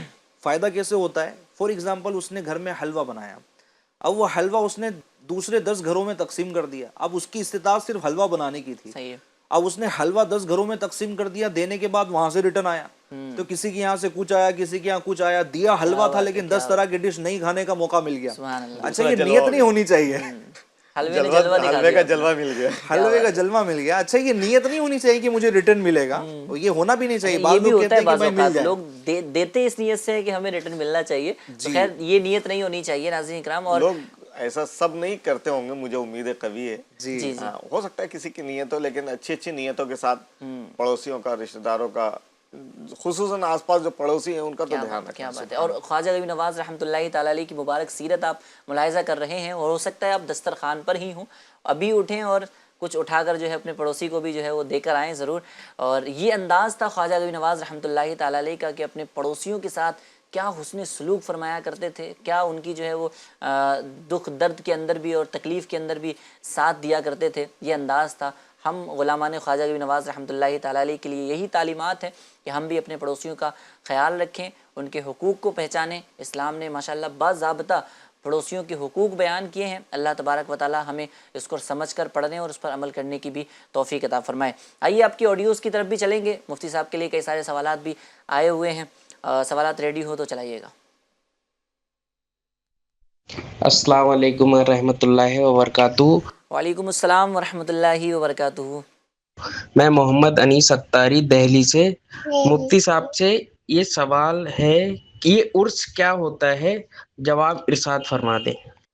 عرس کیا ہوتا ہے, میرے خیال سے شروع میں بھی کافی گفتگو ہو گئی کے ہے. تعلق سے ہم نے بتا دیا شروع میں ہی کہ بزرگان دین کے ایصال ثواب کے لیے جو محفل منعقد کی جاتی ہے جی اور جس میں نعت, مناقب, حمد الہی, ذکر خدا اور ذکر مصطفیٰ صلی اللہ تعالی علیہ وسلم اور دیگر امور خیر انجام دیے جاتے ہیں. اچھا اس میں ایک یہ چیز ہوتا ہے سب سے یعنی بہت اہم چیز, جیسے قرآن کی تلاوت ہوتی ہے, نعت پاک ہوتی ہے, ذکر الہی ہوتا ہے, منقبت خوانی ہوتی ہے, واعظ و نصیحت ہوتی ہے. اس کے ساتھ ساتھ ایک اہم ترین ہوتا ہے میرے آقا صلی اللہ علیہ وسلم کا ارشاد, اطعموا الطعام. کیا بات ہے, سبحان اللہ, سبحان لوگوں کو کھانا کھلاؤ. کیا بات ہے, سبحان اللہ. تو آپ بزرگان دین کے مزارات کی حاضری دیجئے, اس کا جلوہ وہاں نظر ہی آئے گا. کیا بات ہے, کیا بات. لنگر پہ لنگر تقسیم ہو رہے ہوتے ہیں ماشاءاللہ. اجمیر شریف چلے جائیے, وہ بڑی دیکھ کا لنگر کہیں تقسیم ہو رہا ہے. سبحان اللہ. تو کیا کہتے ہیں, آپ ناگپور میں بابا تاج الدین رحمۃ اللہ علیہ کی بارگاہ میں حاضر ہو جائیے تو وہاں پہ ہر وقت لنگر ہی لنگر نظر آتا ہے. اسی طریقے سے آپ یہاں بمبئی میں مخدوم ماہمی کی بارگاہ میں حاضر ہو جائیے, حاجی علی کی بارگاہ میں حاضر ہو جائیے, دیکھیے لنگر ہی لنگر ہوتا ہے. تو بہرحال یہ اچھا اس میں بھی مفتی صاحب تبرک بولتے ہیں تو اس میں بولے یہ کھانا جائز نہیں ہے, اچھا ان کے پتہ نہیں کیوں پیٹ میں درد ہو جاتا ہے. اچھا اب ان کے پیٹ میں درد ہو تو ضروری ہے کہ دوسروں کے پیٹ میں بھی درد پیدا کیا جائے؟ بھائی آپ کے پیٹ میں درد ہو رہا ہے تو ٹھیک ہے، آپ کے نصیب، لیکن آپ کسی کو منع تو نہ کرو. یہ بھی سلسلہ ہو رہا ہوتا ہے. اچھا اس میں چٹکلا ایک ایسا ہوا اعظم بھائی کہ کوئی شخص تھا ایسا تھوڑا سا گھما ہوا تھا کہ نہیں یار یہ جو کھانا ہے یہ حلال نہیں ہے، اور اس پر یہ فاتحہ کا ہے تو فاتحہ کا کھانا حلال نہیں ہے، ادھر ادھر کی باتیں ہیں. تو اچھا وہ تھا نا اتفاقاً حلوائی، اچھا اس کی دکان تھی، مٹھائی وغیرہ کی اس کی دکان تھی، اور اس کا یہ تھا کہ بھائی فاتحہ لگا لو تو کھانا حرام ہو جاتا ہے. اب کسی نے اس کو بولتے نا کہ وہ تھوڑا سا سمجھانے کے لیے، کہ کچھ لوگ یوں نہیں سمجھتے تو یوں سمجھ جاتے ہیں، حالانکہ میں یہ نہیں کہوں گا کہ ایسا کرنا چاہیے، لیکن چٹکلا بتا رہا ہوں. صحیح. اب اس سمجھدار شخص نے کیا کیا نا، وہ گیا کہ کہا کہ کیا بولتا ہے تو کہ جو فاتحہ لگاتا ہے حرام ہو جاتا ہے. اب وہیں پر اس نے جو نا اپنے ہاتھ اٹھائے اور الفاتحہ، اللہ اکبر، پوری دکان پر فاتحہ. یعنی وہ ایک چٹکلا کہا جاتا ہے کہ اس طرح کا سلسلہ ہوا ہے. اللہ اللہ اللہ. تو بس یہ تو ایک میں مزاحن آپ کو عرض کر رہا تھا کہ دیکھو یہ ایسا کچھ بھی نہیں ہے یار، یہ تبرک ہے بزرگان دین کے نام سے. اگر اس کو کھلایا جا رہا ہے تو مفتی صاحب یہ بھی تو ہے نا کہ غریب جو کورے چاول نہیں کھا سک رہا ہے، عرس کی برکت سے وہ بریانی کھا رہا ہے. کیا بات ہے. چاول کھانا کوئی ناجائز تو ہے نہیں، گوشت کھانا کوئی ناجائز ہے نہیں، اس کے اندر جو مسالے ڈالے گئے ناجائز نہیں ہے، ان کا مجموعہ ناجائز ہو گیا. یہ کیسے ہوگا؟ اللہ اللہ اللہ اللہ. صحیح، بڑی زبردست بات. اور جو عرس کے دن جو چیزیں کی بھی جاتی ہیں وہ الحمدللہ فردن اگر دیکھیں تو کار ثواب ہیں. تلاوت قرآن کریم کرنا کار ثواب ہے، نعت رسول مقبول صلی اللہ علیہ وسلم، اور اسی طریقے سے بزرگوں کا تذکرہ کرنا یہ ایک اپنے آپ میں بڑی اچھی چیز ہے. لیکن یہی چیز ساری چیزیں اگر جمع ہو جائیں عرس کے دن تو یہ پورا کا پورا عرس کہاں سے ناجائز ہو جاتا ہے. یہ تھوڑی سی سمجھ میں نہ آنے والی بات ہے. اللہ تبارک و تعالیٰ عقل سلیم عطا فرمائے. اور مزید آڈیوز ہوں تو دیجیے گا. السلام علیکم ورحمۃ اللہ وبرکاتہ. میں وعلیکم السلام ورحمۃ اللہ وبرکاتہ. افسر احمد اتاری سلطان پور یو پی سے. میرا ایک سوال ہے کہ کیا سید کو صدقہ فطر دے سکتے ہیں؟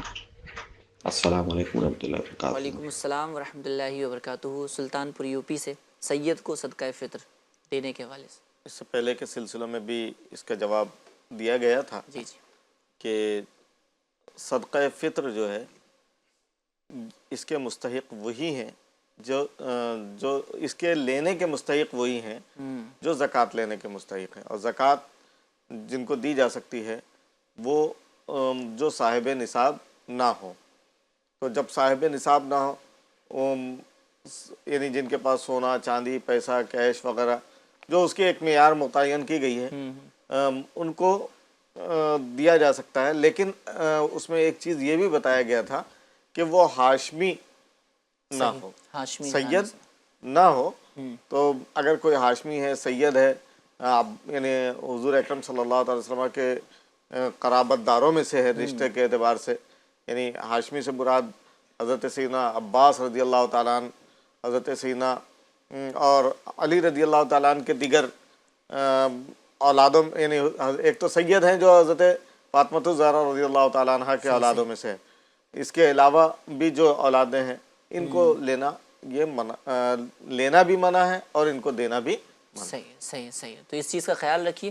اور جو مستحقین ہیں، جو مستحقین زکوٰۃ ہیں، مستحقین صدقہ فطر ہیں، ان تک ہی اس چیز کو پہنچائیے. انشاءاللہ آپ کا صدقہ اس فطر. میں تھوڑی سی اس سے پہلے بھی ایڈ کیا تھا میں نے، جی پھر آج یہ عرض کر دیتا ہوں کہ یہ ہمارے جو یعنی آل رسول ہے، اہل بیت اطہار سے تعلق ہے ان کا، سبحان اللہ.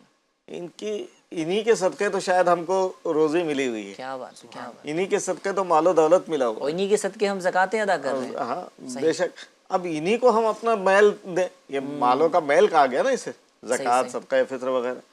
سید کو تو ادب کے ساتھ ان 97.5% میں سے دینا چاہیے کہ جو ہمارا پاک مال ہے. سبحان اللہ. یہ تو مالوں کا میل ہے، اس لیے سیدوں کی خدمت کریں. امیر اہل سنت، امیر دعوت اسلامی ابو بلال حضرت علامہ مولانا محمد الیاس ستار قادری مدظ اللہ العالی رمضان المبارک کے مقدس مہینے میں ترغیب دلاتے ہیں کہ ان کے گھروں پر راشن کٹ پہنچائی جائے، افطار کا سامان پہنچایا جائے پاک پیسوں سے. کیا بات ہے. امیر علیہ سنت، میں نے بارہا دیکھا امیر علیہ سنت سیدوں کا آقا کریم صلی اللہ علیہ وسلم کی اولاد کی خدمت کرنے کی بار بار ترغیب دلاتے ہیں. بقرہ عید کا موقع آتا ہے تو کہتے ہیں پورا پورا بکرا بھیج دو، کیا اور بات خود بھی بھیجتے ہیں۔ کیا بات ہے، اور نہ صرف بکرا بلکہ کٹائی کی فیس اور جو بھی اس کے لوازمات ہیں وہ بھی سب بھیج دو۔ ڈاکٹرز کو یہ فرمایا ہے کہ آپ یہ نیت کریں کہ آپ کے پاس سید زادے آئیں تو آپ فری میں ان کا علاج کر دیں۔ اور اچھا اس پہ لبیک بھی کہا نا، دنیا بھر سے لوگوں نے لبیک کہا۔ صحیح الحمدللہ جی این آر ایف کے تحت ہندوستان میں جو اپنے راشن کٹ وغیرہ تقسیم کی جاتی ہے یا دیگر مواقع پہ جو اچھے کام ہوتے ہیں، ان میں سیدوں کے لیے بھی کچھ نہ کچھ حصہ رکھا جاتا ہے جو پاک صاف پیسوں سے ان کی بھی خدمت کی جاتی ہے الحمدللہ۔ کیا بات ہے، سبحان اللہ۔ تو اللہ تبارک و تعالی ہمیں اپنے مالوں کے ذریعے جو ہے وہ سیدوں کی بھی خدمت کرنے کی توفیق عطا فرمائے، اور سچی بات یہی ہے کہ ہمارے مال کا یہ خوش قسمتی ہے کہ وہ جو ہے وہ اتنے نیک کام میں صرف ہو جائے۔ اور ہم نے بزرگان دین کا بھی انداز دیکھا ہے، خود حضور سیدی اعلیٰ حضرت رحمۃ اللہ تعالی علیہ ماشاءاللہ عام طور پر لوگوں کو دینے کا انداز کیا ہوتا ہے، تو ایک اگر کوئی چیز دی ہے، اگر کوئی سید زیادہ ہے تو اس کو ڈبل، اس کو بڑھا کر جو ہے وہ دینے کا انداز ہوتا ہے۔ غالباً حضرت جنید بغدادی رحمۃ اللہ تعالی علیہ کا واقعہ ہے کہ آپ پہلوان تھے صحیح، اور کسی یعنی وہ بولتے ہیں نا کہ کوئی آپ کے سامنے کھڑا نہیں ہو سکتا تھا، اس قدر مطلب مضبوط آپ پہلوان تھے۔ اچھا یوں ہی بولتے نا کہ اکھاڑا لگا ہوا تھا اور بس وہ اناؤنسمنٹ ہو رہا تھا کہ کون ہے کہ جو ان کے سامنے اور ان کے مقابلے میں آئے، تو ایک کمزور سا شخص کھڑا ہوا اور کہا کہ میں ان کے مقابلے میں آؤں گا۔ اچھا لوگ تھوڑا ہنس بھی رہے تھے، مسکرا بھی رہے تھے کہ یہ شخص کہاں، حضرت جنید بغدادی کہاں۔ اس وقت ولایت کا تاج آپ کے سر پر نہیں تھا، لیکن آپ پہلوان تھے اور مشہور تھے۔ کیا ہوا، وہ شخص اکھاڑے میں اترا اور بس بولتے نا کہ وہ کشتی اسٹارٹ ہی ہونے والی تھی، وہ تھوڑا سا قریب گیا اور حضرت جنید بغدادی رحمۃ اللہ تعالی علیہ کے کانوں میں کچھ کہا اور دور ہو گیا۔ اب کیا ہوا، آپس میں تھوڑی سی اسٹارٹنگ میں گتھم گتی ہوئی، اور تھوڑی دیر کے بعد لوگوں نے یہ دیکھا کہ جو مضبوط پہلوان ہے، یعنی مشہور ہے، مضبوط ہے، اور اس اعتبار سے مضبوط ہے کہ کوئی ان کو گرا نہیں سکتا، کوئی ان کو چت نہیں کر سکتا۔ کیا ہوا، زمانے والوں نے یہ دیکھا کہ حضرت جنید بغدادی رحمۃ اللہ تعالی علیہ اس وقت جو پہلوان ہے وہ نیچے ہیں اور یہ ان کے اوپر بیٹھے ہوئے۔ اللہ اکبر، اللہ اکبر۔ اچھا لوگ بڑے حیران ہوئے کہ حضرت جنید بغدادی کو ایک عام سا شخص جو پہلوان بھی نہیں ہے، ایک تو ہوتا ہے نا کہ پہلوان کے ساتھ میں پہلوان ہے تو اتفاق ایسا آ گیا کہ بھائی چلو آج لک نہیں تھا تو کچھ اور ہو تصاوی گیا، کی صورت ہو جاتی ہے، یعنی یہ والا معاملہ تھا کہ تو پہلوان بھی نہیں ہے۔ صحیح۔ اچھا لوگ بڑے پریشان ہوئے اور پوچھ ہی لیا کہ کیا معاملہ ہے، آپ کو یہ آپ کے ساتھ میں ایسا کیوں ہوا؟ کہا بات دراصل یہ ہے کہ جیسے ہی یہ اسٹارٹنگ کشتی کی ہونے والی تھی نا، میرے کان میں آ کر انہوں نے کہا میں سید زادہ ہوں، میں آل رسول ہوں اور میں بڑا ہی غریب ہوں، مطلب میرے پاس کھانے پینے کے لیے اور اس طرح کے ساز و سامان نہیں ہے، جو خلاصہ ہے وہ عرض کر رہا ہوں کہ میرے پاس یہ چیزیں نہیں ہیں، میں اگر یہ مقابلہ جیت جاتا ہوں تو اس رقم سے میرے یہ سارے انتظامات ہو جائیں گے۔ بس یہ اتنا کہہ کر وہ الگ ہو گئے اور دیکھیں کہ حضرت جنید بغدادی رحمۃ اللہ تعالی علیہ نے اس سید زادے کی تعظیم میں اور گویا کہ اس طرح سے ان کی مدد کی اور اپنے آپ کو۔ اچھا میں یہ غور کر رہا تھا مفتی صاحب کہ یہ بھی ہو سکتا تھا کہ وہ اگر وہ چاہتے تو پہلے ہی کہہ دیتے کہ بھائی یہ ساری رقم ان کو دے دو، ان کے ساتھ میں نہیں لڑوں گا، ایک تو یہ انداز۔ لیکن آپ یہ دیکھیں کہ سید زادے یعنی ان کی بھی عزت کی کیسی لاج رکھی کہ اگر یہ آئے ہیں تو میں ان کے سامنے کھڑا رہوں گا اور یہ میرے اوپر ہوں گے، میں ان کے نیچے رہوں گا۔ اللہ اکبر، یعنی یہ بھی دیکھیں کہ کس قدر ایک انداز ہے ان کا خیر خواہی کا کہ اپنے آپ کی اس میں عزت ہی آپ نے محسوس کی۔ اچھا پھر کیا نتیجہ ملا؟ نتیجہ یہ ملا کہ آپ دیکھیں ولایت کا تاج آپ کے سر پہ سجایا گیا اور حضرت جنید بغدادی رحمۃ اللہ تعالی علیہ کا بہت بڑا نام ہے، سید الطائفہ جیسا لقب، سید الطائفہ جیسا لقب۔ تو یہ کیا ہے، یہ سید زادوں کی گویا کہ خدمت اور محبت کی بدولت ہے۔ تو ہمارے ارد گرد سادات کرام ہیں الحمدللہ، تو یہ ہماری سعادت مندی ہے، ان کی خدمت کرنا چاہیے۔ اچھا مفتی صاحب ایک بڑی عجیب بات میں بتاؤں کہ معاشرہ اس حد تک پہنچ چکا ہے، ایک شخص مجھ سے سوال کرتا ہے کہ میں اپنے ابو کو زکوٰۃ دینا چاہتا ہوں، اللہ اکبر، اللہ اکبر، اس لیے کہ میرے ابو غریب ہے، اب کماتے نہیں ہیں، تو اب میں الگ رہتا ہوں، تو میں چاہ رہا ہوں کہ میں ان کو زکوٰۃ کی رقم دے کر ان کی ہیلپ کروں۔ مفتی صاحب اتنا میرا دل ٹوٹا نا کہ یعنی ایک تو شرعی مسئلے سے جو آگاہی نہ تھی وہ تو ایک الگ بات ہے کہ چلیں یہ مسئلہ، لیکن لوگ اپنے والدین کے لیے تصور کر رہے کہ ان کو زکوٰۃ دے، یار جنہوں نے کھلایا پلایا پالا پوسا، سارے بولتے نا خون پسینے کی کمائی الگ کر کر کے اس کو پڑھایا ہے، بڑا کیا ہے، وہ کون سی چیز تھی جو ان کے لیے اویلیبل نہ کروائی، اور وہی اولاد بڑی ہو کر بول رہی ہے کہ مفتی صاحب آپ بتائیں، حضرت آپ بتائیں کہ والد کو زکوٰۃ دی جا سکتی ہے کیا؟ تو اصول و فروع کو تو مفتی صاحب بیان کریں گے کہ ان کو زکوٰۃ نہیں دی جا سکتی، اصول یعنی اوپر جو والدین ہیں اور ان کے پھر جو والدین ہیں ان کو نہیں دی جا سکتی، اسی طرح اولاد ہے، پھر ان کی اولاد در اولاد بیٹا ہے، بیٹی پوتا پوتی نواسا نواسی وغیرہ کو ان کو نہیں دی جا سکتی۔ تو اب دیکھیے کہ معاشرہ اس حد تک پہنچ چکا ہے، تو خدا را ہوش کے ناخن لیں، جن کی خدمت کر سکتے ہیں ان کی خدمت کریں، ثواب کمائیں. اللہ نے چاہا تو دنیا میں بھی خیر ہے اور آخرت میں بھی خیر ہے. اللہ تبارک و تعالی ہمارے حال زار پر رحم فرمائے، اور اللہ تبارک و تعالی ہمیں خوب اپنے گھر والوں کی بھی اور اپنے گھر والوں کے ساتھ ساتھ سادات کرام کی اور لوگوں کی خدمت کرنے کا جذبہ نصیب فرمائے. کئی سارے کمنٹس آ رہے ہیں ماشاءاللہ، کیا بات ہے، مرحبا. اور مزمل بھائی ہیں، نورین بھائی ہیں، کہتے ہیں السلام علیکم. وعلیکم السلام ورحمۃ اللہ وبرکاتہ. اندور سے بول رہا ہوں. اچھا جی، میرا مفتی صاحب سے سوال یہ ہے کہ نیکی اور ثواب میں کیا فرق ہے، یا دونوں ہی ایک نام ہے، یا نیکی میں اور ثواب میں کوئی فرق ہے؟ یہ بیان فرمائیے گا انشاءاللہ. نیکی ایک الگ چیز ہوتی ہے، ثواب جو ہے نیکی پر جو اجر ملتا ہے اس کو ثواب کہتے ہیں. کیا بات ہے، سبحان اللہ. مثلا نماز پڑھنا ایک نیکی ہے، اور نماز پڑھنے پر جو ثواب ملتا ہے، جو اجر ملتا ہے وہ ثواب ہے. جو اجر ملتا ہے ایسے ہی مختلف چیزوں میں ہو سکتا ہے. صحیح صحیح. کہتے ہیں السلام علیکم. وعلیکم السلام ورحمۃ اللہ وبرکاتہ. مجھے ایک فرمائش کرنی تھی. تیرا نام خواجہ معین الدین، یہ کلام سننا چاہتے ہیں. شاہد اتاری صاحب ہیں. السلام علیکم. وعلیکم السلام ورحمۃ اللہ وبرکاتہ. آپ نعت پاک پڑھوا دیجئے کہ رونق اللہ اکبر، کعبے کی رونق اللہ اکبر. جیسے آج ہم نے سلسلہ جو لیا ہے وہ خواجہ غریب نواز علیہ رحمت و رضوان کے لیے لیا ہے، اور غالباً 97 کی بات ہے، امیر اہل سنت کے ساتھ خواجہ غریب نواز کے در پر حاضر تھے. ارے واہ، ماشاء کیا بات ہے، سبحان اللہ. اور اس وقت امیر اہل سنت نے ایک منقبت، بلکہ استغاثہ کہہ لیے، التجا کہہ لیجئے، آپ دونوں حضرات میں سے اگر کسی کے ذہن میں ہو، یا خواجہ میری جھولی وہ. کیا بات ہے، کیا بات ہے. بالکل بالکل. مفتی صاحب کا کلام سب سے پہلے جی جی، مفتی صاحب کا کلام بھی انشاءاللہ شامل کریں گے، اور مزید جو کمنٹس آئے ہیں وہ بھی شامل کرنے کی کوشش کریں گے. خواجہ پیر اشرفی صاحب ہیں. السلام علیکم. وعلیکم السلام. آڈیوز بھی آئی ہوں تو بھی مجھے بتائیے گا. اور طارق بھائی بات کر رہے ہیں اعلیٰ حضرت کا کوئی کلام سنا دیجئے. مزمل بھائی ہیں، ٹھیک ہے. شاہد بھائی ہیں، اسی طریقے سے اندور سے بات کر رہے ہیں. اچھا، دعاؤں سے بھی، بہت ساری دعاؤں سے بھی نوازا ہے. اللہ تبارک و تعالیٰ آپ کی دعاؤں کو قبول فرمائے. اور بے شک سبحان اللہ. چلے جی، مبارک علی بھائی ہیں، اور صادق بھائی ہیں. میرا نام اسجد رضا ہے. غسل میں 3 فرض ہوتے ہیں. جی ماشاء اللہ. اور اسی طریقے سے غسل میں 3 فرض ہوتے ہیں. رخصد علی، یہ بھی جواب آیا ہوا ہے. اور غسل میں 3 فرض ہوتے ہیں، ایک کلی کرنا، ناک میں پانی چڑھانا، اور پورے بدن پر پانی بہانا. السلام علیکم ورحمۃ اللہ وبرکاتہ. وعلیکم السلام ورحمۃ اللہ وبرکاتہ.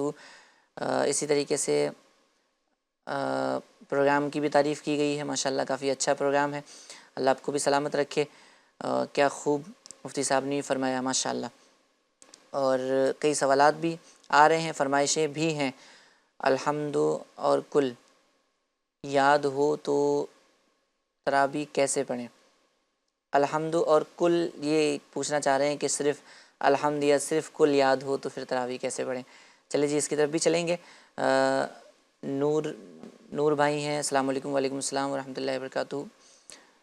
اچھا جی، کچھ آئی ڈیز سے بھی جو ہے میسیجز بھی آ رہے ہیں. السلام علیکم. وعلیکم السلام ورحمۃ اللہ وبرکاتہ. جنید اتاری صاحب، سحری کے لمحات سلسلہ بہت پیارا ہے، اور مجھے اعلیٰ حضرت کا کوئی کلام سنا دیجئے. نعت سنا دیجئے، چل مدینے چلتے ہیں. اچھا جی. اور خواجہ غریب نواز رحمۃ اللہ تعالیٰ علیہ کی منقبت بھی سننے کی فرمائش ہے. کفیل بھائی ہیں، کفیل اتاری جمشید پور سے دیکھ رہا ہوں. ماشاءاللہ. کلام سنا دیجئے، یہ وہ روضہ ہے جہاں دل نہیں توڑے جاتے. سبحان اللہ، سبحان اللہ. آئیے کچھ کلام کو شامل کرتے ہیں، اور منقبت خواجہ غریب نواز رحمۃ اللہ تعالیٰ علیہ کو بھی انشاءاللہ شامل کرتے ہیں. جی.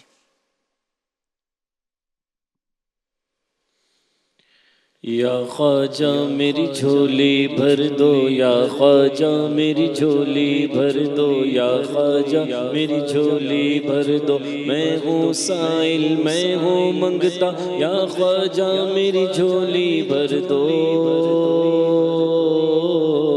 یا خواجہ میری جھولی بھر دو، یا خواجہ میری جھولی بھر دو. ہاتھ بڑھا کر ڈال دو ٹکڑا، ہاتھ بڑھا کر ڈال دو ٹکڑا. یا خواجہ میری جھولی بھر دو،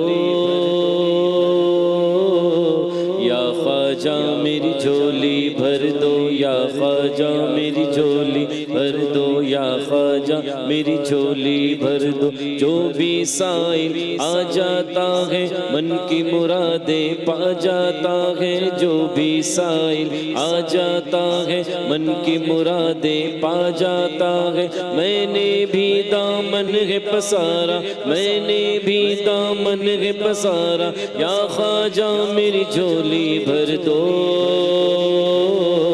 یا خواجہ میری جھولی بھر دو یا خواجہ میری جھولی بھر دو یا خواجہ میری جھولی بھر دو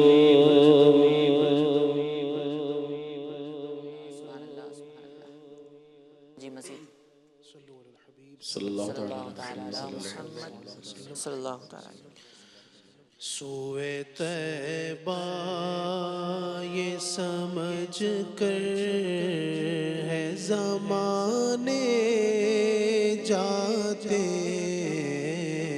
سوئے طیبہ یہ سمجھ کر ہے زمانے جاتے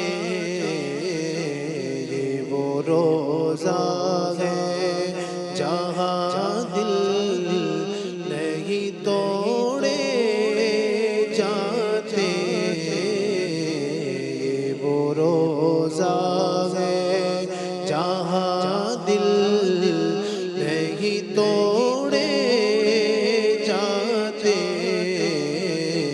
یہ وہ روزہ ہے یہ ہے آقا کی عنایت وہ کرم کرتے ہیں یہ ہے آقا کی عنایت وہ کرم کرتے ہیں ورنہ ہم جیسے کہاں در پہ بلائے جاتے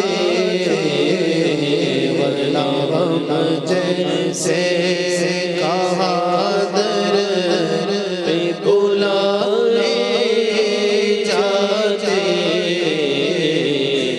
وہ روزہ ہے بھول جاتے تھے صحابہ غم و آلام اپنے بھول جاتے تھے صحابہ غم و آلام اپنے دیکھ لیتے تھے جو سرکار کو آتے جاتے دیکھ لیتے تھے جو سرکار کو آتے جاتے یہ وہ روزہ ہے نور کی حد میں فقط نور ہی جا سکتا ہے نور کی حد میں فقط نور ہی جا سکتا ہے صرف اگر ہوتے بشر عرش پہ کیسے جاتے صرف اگر ہوتے بشر عرش پہ کیسے جاتے وہ روزہ ہے جسم کے ساتھ اٹھائے گئے جب کہ عیسیٰ جسم کے ساتھ اٹھائے گئے جب کہ عیسیٰ نور کامل شب اسرا بدن سے جاتے نور کامل کیوں نہ شب اسرا بدن سے جاتے چشم باطن سے مدینے کے نظارے دیکھو چشم باطن سے مدینے کے نظارے دیکھو صرف آنکھوں سے یہ منظر نہیں دیکھے جاتے صرف آنکھوں سے یہ منظر نہیں دیکھے جاتے یہ وہ روزہ ہے جہاں دل نہیں توڑے جاتے یہ وہ روزہ ہے سبحان اللہ، یہ وہ روزہ ہے جہاں دل نہیں توڑے جاتے۔ تو اپنی توجہوں کا، اپنی عقیدتوں کا مرکز اسی روزے کو بنانا چاہیے، حضور صلی اللہ تعالیٰ علیہ وسلم کی مبارک ذات کو بنانا چاہیے۔ ناظرین اکرام، کل بھی میرے پاس جو ہے وہ میسیجز کافی سارے آئے تھے اور کچھ معذرت بھی کرنی ہے آپ سے کہ اتنے چھوٹے سے پروگرام کے اندر سارے سوالات کو شامل کیا جائے، لے پائیں، یہ جو ہے تھوڑا سا مشکل ہوتا ہے، پھر بھی کوشش رہتی ہے کہ کچھ سوالات کو جو ہے وہ شامل کر لیا جائے۔ ایک سوال مفتی صاحب یہ آیا ہے کہ تراویح سے پہلے وطر پڑھ لیا تو کیسا ہے؟ عام طور پہ ایسا ہوتا ہے کہ رمضان المبارک میں پہلے تراویح ہوتی ہیں، پھر بعد میں وطر پڑھا جاتا ہے، کیا فرمائیں گے اس بارے میں؟ تراویح کی نماز باجماعت پڑھنا چاہیے، لیکن اب جب باجماعت پڑھیں گے تو ظاہر ہے کہ وہ وطر بھی بعد میں ہی پڑھیں گے، لیکن اگر خدا نخواستہ کسی نے وطر کی نماز پہلے پڑھ لیا اور تراویح بعد میں پڑھا تو نماز ہو جائے گی، نماز میں کوئی فرق نہیں آئے گا۔ چلے ٹھیک، ماشاءاللہ۔ اور اسی کے ساتھ ساتھ آپ نے ہمارے سوال کا بھی جواب دینا ہے۔ ہمارا جو سوال ہے وہ یہ ہے کہ غسل کے اندر کتنے فرائض ہیں؟ اپنے نام کے ساتھ جو ہے وہ ہمیں اس جواب تک پہنچائیں، انشاءاللہ مزید برکتیں آپ کو بھی نصیب ہوں گی۔ ناظرین اکرام، آئیے اپنے اگلے سیگمنٹ کی طرف چلتے ہیں جس کا نام ہے آج کی حدیث۔ جی ہاں، الحمدللہ اس سیگمنٹ کے اندر ہم حدیث پاک سنتے ہیں اور حدیث پاک کی ماشاءاللہ شرح بھی بیان ہو رہی ہوتی ہے اور بڑے خوبصورت انداز میں ہمارے جو ہے وہ بڑے ہی پیارے مدنی مولانا علی مدنی صاحب اس سیگمنٹ کو کرتے ہیں اور ہمیں حدیث کے تمام معنی و مفاہیم بھی سمجھا رہے ہوتے ہیں۔ آج دیکھتے ہیں کون سی حدیث لے کر آئے ہیں اور کیا سمجھانا چاہتے ہیں۔ جی علی بھائی، صلو علی الحبیب صلی اللہ تعالی علی محمد۔ محمد صلی اللہ تعالیٰ آج بھی انشاءاللہ ایک حدیث پاک بیان کریں گے اور ماشاءاللہ اس سے پہلے بھی ہم بیان کرتے رہے ہیں، تو کوشش یہ کیجیے کہ ناظرین اس حدیث پاک کو یاد بھی کریں، چونکہ احادیث کریمہ الحمدللہ یہ نبی پاک علیہ السلام کے فرامین ہوتے ہیں اور ان کی باتیں، ان کے فرامین، یہ ان پر عمل بندہ کرے تو دنیا اور آخرت سنور سکتی ہے۔ آج کی حدیث جو ہے بڑی پیاری ہے، حضرت عثمان رضی اللہ تعالیٰ عنہ سے روایت ہے، بخاری شریف کی حدیث پاک ہے، بہت مشہور ہے۔ میرے آقا مدینے والے پیارے مصطفیٰ صلی اللہ علیہ وآلہ وسلم نے ارشاد فرمایا، خیرکم من تعلم القرآن وعلمہ۔ سبحان اللہ۔ فرماتے ہیں تم میں بہتر شخص وہ ہے جو قرآن سیکھے اور اس کو سکھائے۔ دنیا میں بہترین آج ہر ایک بننے کی کوشش کرتا ہے، ہر ایک چاہتا ہے کہ دنیا میں میرا اسٹیٹس ہو جائے، جناب میں دنیا میں اچھا بلکہ بہت زیادہ اچھا آدمی بن جاؤں اور میں کامیاب لوگوں میں شامل ہو جاؤں۔ نبی اکرم صلی اللہ علیہ وسلم نے جسے اچھا فرما دیا بلکہ بہترین فرما دیا، یقیناً وہی بہترین ہے اور وہی اچھا انسان ہے۔ ارشاد فرمایا کہ تم میں بہتر وہ ہے جو قرآن سیکھے اور دوسروں کو سکھائے۔ اب قرآن سیکھنے اور دوسروں کو سکھانے سے کیا مراد ہے، اس کی تھوڑی تشریح میں اگر ہم جاتے ہیں تو اس کو مزید ڈیٹیل سے سمجھنے کی کوشش کرتے ہیں کہ قرآن کو سمجھنا کن کن معنوں میں۔ چنانچہ میرات المناجی میں مفتی صاحب لکھتے ہیں کہ قرآن کریم سیکھنے سکھانے میں بہت وسعت ہے۔ یعنی ایک تو یہ ہوتا ہے کہ قرآن کریم آپ جو پڑھ رہے ہیں تو الحمدللہ رب العالمین آپ کسی قاری صاحب کے پاس بیٹھے آپ عربی اس کو سیکھ رہے ہیں کہ الحمد شریف کو کس طرح پڑھنا ہے، سورہ اخلاص کیسے پڑھنا ہے، جناب سورہ ناس کیسے پڑھنا ہے، ایک تو یہ ہے۔ اب اس کے علاوہ بھی اس میں کافی ساری صورتیں ہیں قرآن کو سیکھنے میں، وہ کس طریقے سے فرماتے ہیں کہ قرآن سیکھنے سکھانے میں بہت وسعت ہے۔ بچوں کو قرآن کے ہجے سکھانا، قاری صاحبان کا تجوید سیکھنا سکھانا یہ بھی آ جاتا ہے، علماء کرام کا قرآنی احکام بذریعہ حدیث و فقہ سکھانا یہ بھی اس میں آ جاتا ہے، کیا بات، صوفیاء کرام کا اسرار و رموز قرآن بسلسلہ طریقت سیکھنا سکھانا یہ سب بھی قرآن کریم کی تعلیمات ہی ہے۔ صرف الفاظ قرآن کی تعلیم دینا ہی یہاں پر مراد نہیں ہے، جس طریقے سے بھی قرآن کریم کی تعلیمات دی جاتی ہے صحیح انداز سے تو وہ قرآن کریم کی تعلیم دینے میں آ جاتا ہے۔ اگر ہم بات کریں آج ماشاءاللہ ماہ رمضان جاری ہے، اور ماہ رمضان میں تو عاشقان رمضان کی اور عاشقان قرآن کی ایک بہت بڑی تعداد ہے جو الحمدللہ اس ماہ رمضان میں ختم قرآن کرتی ہے، بلکہ کئی ختم قرآن بھی کرتے ہیں۔ کئی ایسے ہوں گے جو اس رمضان میں جنہوں نے اب تک ایک قرآن کر بھی لیا ہوگا، کچھ ایسے ہوں گے جو رمضان کے آخر تک 3 کر لیتے ہیں، 4 کر لیتے ہیں، 5 بھی کر لیتے ہیں۔ پھر تراویح کے اندر بھی ماشاءاللہ الرحمن مسجد میں تقریباً ہر مسجد میں ہی الحمدللہ تراویح ہوتی ہے، تراویح کے اندر قرآن کریم پڑھا اور سنایا جاتا ہے۔ اب اس میں ذرا تھوڑی سی توجہ کی بات میں یہ کرنا چاہوں گا کہ قرآن کریم کو یاد رکھیے صحیح پڑھنا یہ بھی ہماری ذمہ داری ہے، ورنہ ایک روایت میں یہ بھی ہے نا، حضرت انس رضی اللہ عنہ ارشاد فرماتے ہیں رب قارئ للقرآن والقرآن یلعنہ، کہ بہت سے قرآن پڑھنے والے ایسے ہیں کہ قرآن ان پر لعنت کرتا ہے۔ یعنی آپ پڑھ رہے ہیں قرآن کو برکتیں حاصل کرنے کے لیے کہ قرآن پڑھ کر جناب مجھے اللہ تبارک و تعالیٰ کا قرب حاصل ہو، رمضان کی برکتیں قرآن پڑھ کر مجھے حاصل ہو، لیکن اگر آپ صحیح نہیں پڑھتے، یاد رکھیے گا قرآن کریم کو صحیح پڑھنا ہماری ذمہ داری ہے۔ اگر اس کو غلط پڑھیں تو کیا کیا ہو سکتا ہے، کچھ مثالیں آپ کے سامنے پیش کروں گا کہ اگر قرآن کریم کو صحیح نہ پڑھا تو پھر کیا کیا غلطیاں ہو سکتی ہیں۔ مثال کے طور پر قرآن کریم ہم پڑھتے ہیں سورہ اخلاص، قل هو اللہ احد، ہم کتنی مرتبہ پڑھتے ہیں؟ بار بار پڑھتے ہیں۔ قل هو اللہ احد کا مطلب ہوتا ہے اے محبوب آپ فرما دیجئے اللہ ایک ہے۔ قل یعنی آپ فرما دیجئے، هو اللہ وہ اللہ، احد یعنی ایک ہے۔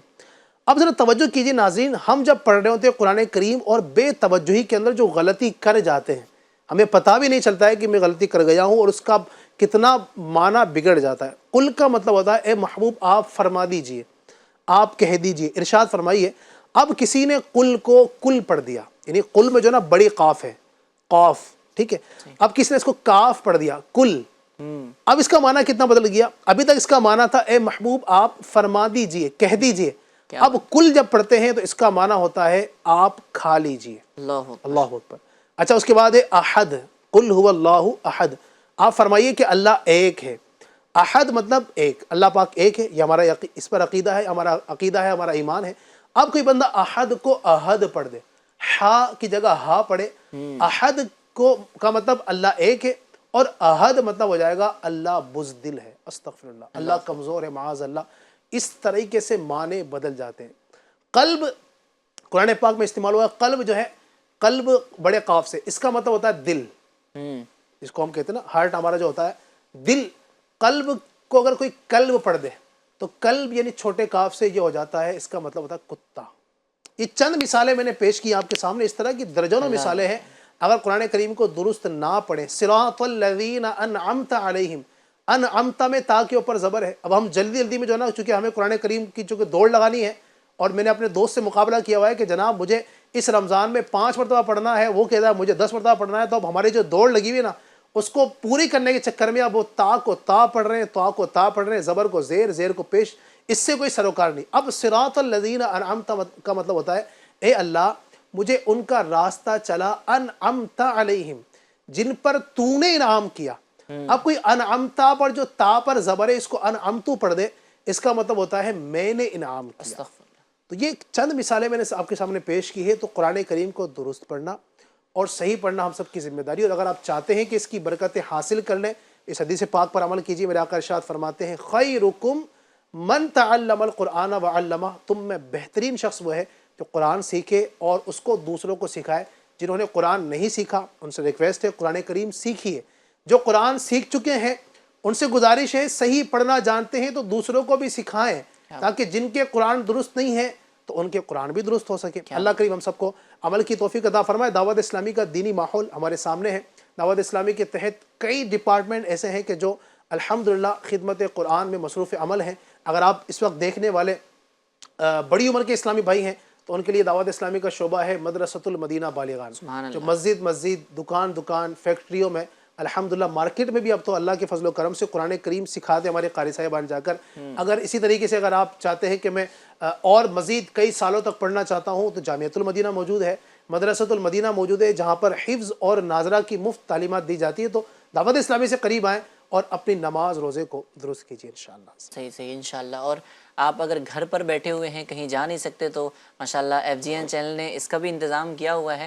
اس ماہ رمضان آؤ صورتیں سیکھے کے نام سے بھی ایک پروگرام FGN چینل پر نشر کیا جا رہا ہے، اس کو بھی دیکھ سکتے ہیں، اس سے اپنی صورتوں کو درست کر سکتے ہیں. اور آؤ قرآن سیکھیں، تو اس کے ذریعے بھی جو ہے وہ قرآن کی تعلیمات اور قرآن کو اچھے سے پڑھنا سیکھنا چاہتے ہیں تو اس پروگرام کو بھی دیکھ سکتے ہیں.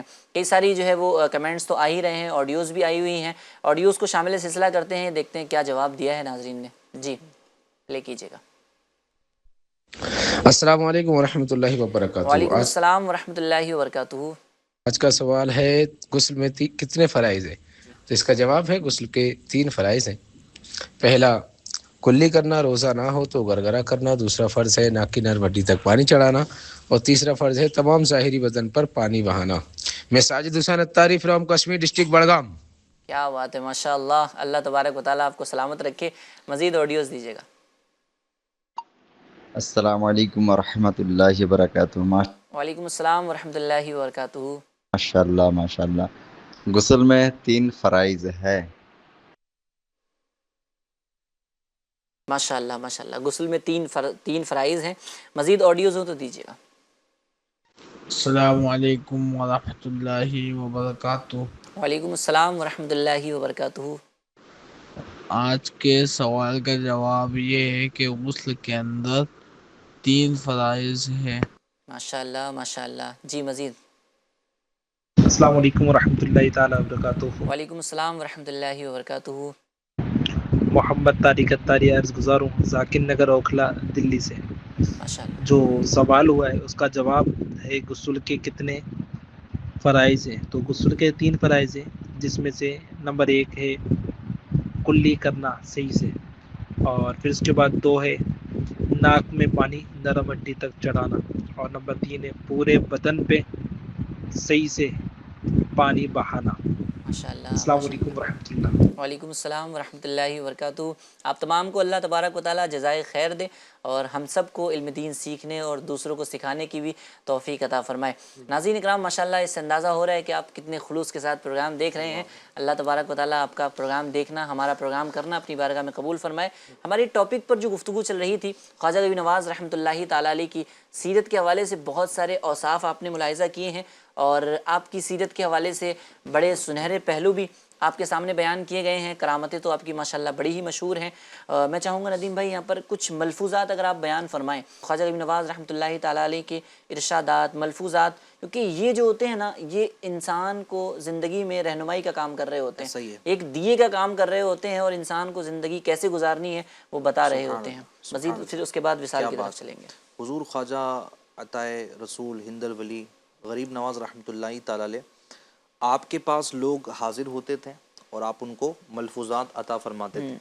آپ کے مرید خاص خواجہ بختیار کاکی رحمۃ اللہ تعالیٰ علیہ، یہ آپ کے ملفوظات کو تحریر کرتے تھے، اور اس طرح ایک دلیل العارفین کے نام سے پوری کتاب مرتب کی گئی جو موجود ہے. جی اس میں سے چند میں مدنی پھول جو حضور غریب نواز رحمۃ اللہ تعالیٰ علیہ نے عطا فرمائے ہیں وہ میں عرض کرتا ہوں. کیا پیاری باتیں حضور غریب نواز رحمۃ اللہ تعالیٰ علیہ نے بیان فرمائی ہیں. ویسے باتیں میرے پاس بہت ساری ہیں لیکن چند سنیے. آپ فرماتے ہیں خدا کا دوست وہ ہے جس میں یہ 3 خوبیاں ہوں. اچھا. خدا کا دوست وہ ہے جس میں یہ 3 خوبیاں ہوں. وہ 3 خوبیاں کون سی ہوں؟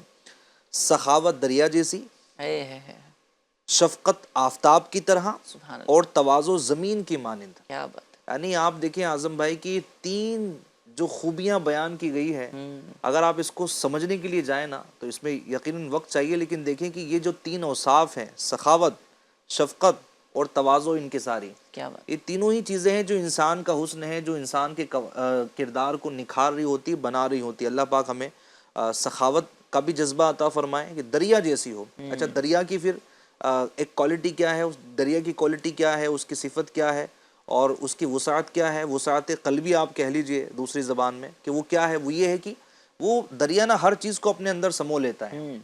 اس کی چیزیں کسی کو دیکھ کر نہیں ہوتی کہ اسی کو سیراب کرنا ہے، اسی کو سیراب کرنا ہے، اس کو کرنا ہے، اس کو نہیں کرنا ہے. دریا سب کو سمو لیتا ہے، سب کو نواز رہا ہوتا دریا ہے. سے جتنا بھی نکالتے رہیں وہ کم نہیں ہوتا، جی، چاہے وہ کتنا بھی نکال لیں. یہ سخاوت کا انداز بھی ایسا ہونا چاہیے کہ جب بھی کوئی سائل آئے، جب بھی کوئی حاجت مند آئے تو ہماری سخاوت وہاں پر نظر آئے، سفر میں بھی ہو، حضر میں بھی ہو، جہاں بھی ہو ہم سخی ہی بہرحال رہے. اللہ تبارک و تعالیٰ اس کی توفیق عطا فرمائے. ایک بڑی ہی پیاری بات آپ نے ارشاد فرمائی اور ڈرانے والی ہے. آپ فرماتے ہیں بدبختی کی علامت یہ ہے کہ انسان گناہ کرنے کے باوجود بھی اللہ کی بارگاہ میں خود کو مقبول سمجھے. اللہ اکبر. یہ بدبختی کی علامت ہے. اور ایک بہت بڑی تعداد ہے ایسی کہ جو گناہ کر رہی ہے لیکن اپنے آپ کو سمجھ رہی میں بڑا پہنچا ہوا ہوں، اب میں تو بڑا مقبول بندہ ہوں. اچھا پھر اگر تھوڑی بہت چیزیں ایسی کچھ ان کو ہو جاتی ہے، کوئی خواب ایسا نظر آ جاتا ہے تو وہ سمجھتے کہ جناب اب مجھ سے پہنچا ہوا، تو مجھ سے زیادہ تو کوئی پہنچا ہوا ہی نہیں ہے. تو یہ بندہ دیکھے کہ میں گناہ کر رہا ہوں، اللہ پاک کے نافرمانی کر رہا ہوں، تو میں کہاں کا مقبول ہوں. ہاں مقبول ہو سکتا ہے لیکن وہ شیطان کے پاس تو مقبول ہو سکتا ہے، خدا کے پاس مقبول نہیں ہو سکتا ہے. تو گناہوں سے توبہ کرے، برائیوں سے بچے. اللہ تبارک و تعالیٰ کے محبوب جو بندے ہوتے ہیں وہ گناہوں سے بچتے ہیں اور نیکیاں کر رہے ہوتے ہیں. ایک اور بڑی پیاری بات آپ نے ارشاد فرمائی ہے صحبت پر. دیکھیں صحبت کتنی مؤثر ہے، صحبت کتنی اہمیت رکھتی ہے، اس کا اندازہ حضور غریب نواز رحمۃ اللہ تعالی علیہ کے اس فرمان سے لگائے. آپ فرماتے ہیں نیکوں کی صحبت نیک کام سے بہتر. کیا بات ہے، سبحان اللہ.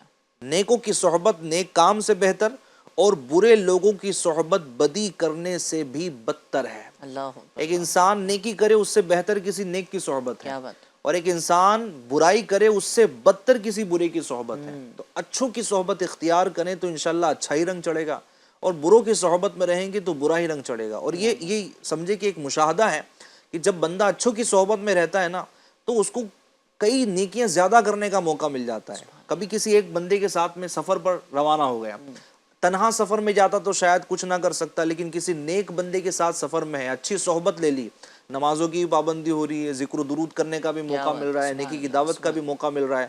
آپ قافلوں میں دیکھیں عاشقان رسول کی صحبت میں آپ جاتے کتنی نیکیاں کرنے کا موقع ملتا ہے. اگر آپ تنہا ہوتے تو شاید ایک نیکی کرتے ہیں، لیکن صحبت اچھی ہے تو کئی نیکیاں کرنے کا موقع ملے گا. اسی طرح ساتھ ساتھ نا سکون بھی ہوتا ہے ان کے ساتھ بیٹھنے میں. جو ایک ہوتا ہے نا کہ اگر بائی چانس طبیعت میں بوجھ پن ہے یا اس طریقے کا معاملہ ہے یا کسی کی ٹینشن ہے، کسی چیز کی پرابلم ہے، تو وہ کہیں نہ کہیں اگر نیک دوست ہوگا تو ظاہر سی بات ہے ہیلپ بھی کرے گا، بالکل ایسا بھی مل رہا ہوتا ہے. اور اسی طرح آپ دیکھیں کہ بندہ برائی کر رہا ہے لیکن کوئی بدتر انسان کے ہتھے لگ گیا، اس کی صحبت اختیار کی ہے، تو پھر یہ نتیجہ سامنے آ رہا ہوتا ہے کہ کبھی یہ جواری بن گیا ہے، کبھی کبابی بن گیا ہے. مطلب گناہوں بری عادتیں اس کی لگ گئی ہیں اور کبھی نہ جانے کسی برائیوں میں مبتلا ہو چکا ہے. تو بہرحال ہمیں بدی سے بھی بچنا ہے اور بری صحبت سے بھی بچنا ہے. ایک اور میں آپ کو یہاں پر آخری فرمان سنانا چاہوں گا. حضور خواجہ غریب نواز رحمۃ اللہ تعالی علیہ فرماتے ہیں نماز ایک راز کی بات ہے جو بندہ اپنے پروردگار سے کرتا ہے. اللہ اکبر. اللہ جو بندہ اپنے پروردگار سے کہتا ہے. چنانچہ حدیث پاک میں آیا ہے ان المصلی یناجی ربہ، یعنی نماز پڑھنے والا اپنے رب سے راز کی بات کہتا ہے. یہ بڑی کمال کی بات ہے. کسی بزرگ کا قول میں نے پڑھا تھا، غالباً حضرت علی رضی اللہ تعالیٰ عنہ کا قول ہے، جب تم یہ چاہو کہ تم رب سے کلام کرو تو نماز میں کھڑے ہو جاؤ، اور جب تم یہ چاہو کہ رب تم سے کلام کرے تو قرآن کریم کھول کر بیٹھ جاؤ. یہ بڑی پیاری بات ہوتی ہے. نماز یہ ایک راز کی بات ہے جو بندہ اللہ سے کر رہا ہوتا ہے. کسی بزرگ کا میں نے قول پڑھا تھا کہ اگر نماز نہ ہوتی تو عشاق کے دل پھٹ جاتے ہیں. یعنی جو نماز ہے نا یہ اللہ تبارک و تعالیٰ کی قرب کا ذریعہ ہے. اور بالخصوص نماز میں بھی جب بندہ سجدے کی حالت میں ہوتا ہے تو وہ تمام پردے جو اس کے اور رب کے درمیان حائل وہ سب کے سب ہٹا دیے جاتے ہیں. اتنا قرب پاتا ہے. اس لیے تو نبی کریم صلی اللہ علیہ وسلم نے ارشاد فرمایا کہ نماز پڑھو اس طرح گویا کہ تم خدا کو دیکھ رہے ہو، اور اگر یہ نہ ہو سکے تو یہ گمان کر لو، یہی ارادہ کر لو، یہی تصور باندھ لو کہ خدا تمہیں دیکھ رہا ہے، کم سے کم یہ تو ہو. تو یہ بہت بڑی سعادت کی بات ہے. لیکن بدقسمتی ہے کئی لوگ غریب نواز کو تو مانتے ہیں لیکن غریب نواز کی نہیں مانتے. حضور غریب نواز رحمۃ اللہ تعالی کی چھٹی دھوم دھام سے مناتے ہیں. منانا چاہیے، بالکل ہمیں نہیں رکنا ہے، بالکل ہمیں وسوسوں میں نہیں آنا ہے، بالکل ہمیں جو ہے وہ اس سے پیچھے نہیں ہٹنا ہے. لیکن یہ یاد رکھیں پہلے ہم نمازی ہیں بعد میں ہم نیازی ہیں. ہمیں نیاز بھی کرنی ہے، ہمیں نماز بھی ادا کرنی ہے. کئی لوگ ہوتے ہیں حضور غریب نواز رحمۃ اللہ تعالی کی چھٹی میں جا رہے ہوتے، بہت بڑی سعادت کی بات ہے، لیکن راستے بھر میں نمازیں قضا کر کے گئے. وہاں جا کر بھی ہوٹلوں میں جناب آرام ہی ہو رہا ہے اور خاطر خواہ کوئی عبادتوں کا سلسلہ نہیں ہے الا ماشاءاللہ کچھ لوگ ہوتے ہیں کہ وہاں ذکر و درود میں مشغول ہیں، تلاوت قرآن میں مشغول ہیں. تو بہرحال حضور غریب نواز رحمۃ اللہ تعالی علیہ کی بارگاہ میں آپ پہنچے ہیں اور حال یہ ہے کہ آپ نماز ہی نہیں پڑھ رہے ہیں، تو حضور غریب نواز رحمۃ اللہ تعالی علیہ کا خصوصی فیضان کیسے حاصل ہوگا یہ ہمیں غور کر لینا چاہیے. یہ سب کے سب نمازی تھے، یہ سب کے سب پرہیزگار تھے، تو ہمیں بھی نماز ادا کرنی ہے، ہمیں بھی پرہیزگار بننا. اور یہ ساری کی ساری جو باتیں ہیں الحمدللہ FGN چینل دے رہے ہیں. سبحان اللہ. اچھا کتنی پیاری بات ہے اعظم بھائی کہ الحمدللہ ہم صرف بزرگوں کی کرامات بیان نہیں کرتے، ان کے فضائل و مناقب بیان نہیں کرتے، بلکہ ان کے ارشادات، ان کے ملفوظات، ان کی سیرت کے حسین پہلو بیان کر کے بول رہے ہوتے کہ ہم بھی اپنے کردار کو ستھرا کر لیں، ہم بھی اپنے ظاہر کو چمکا لیں، ہم بھی اپنی باطن کو سنوار لیں. یہی FGN چینل الحمدللہ الکریم کر رہا ہے.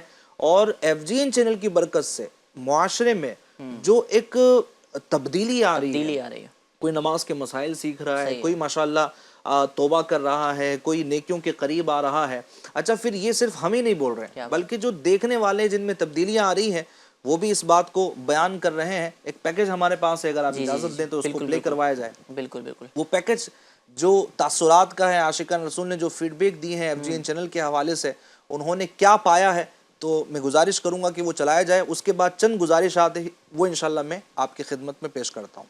جی الحمدللہ عز و جل FGN چینل سیٹلائٹ اور سوشل میڈیا کے ذریعے اپنی برکتیں لٹا رہا ہے. اس کے ذریعے اسلامی بھائی اور اسلامی بہنیں نہ صرف علم دین سیکھ رہے ہیں بلکہ اپنے اندر مثبت تبدیلی بھی محسوس کر رہے ہیں. آئیے کچھ مدنی بہاریں آپ بھی دیکھیے.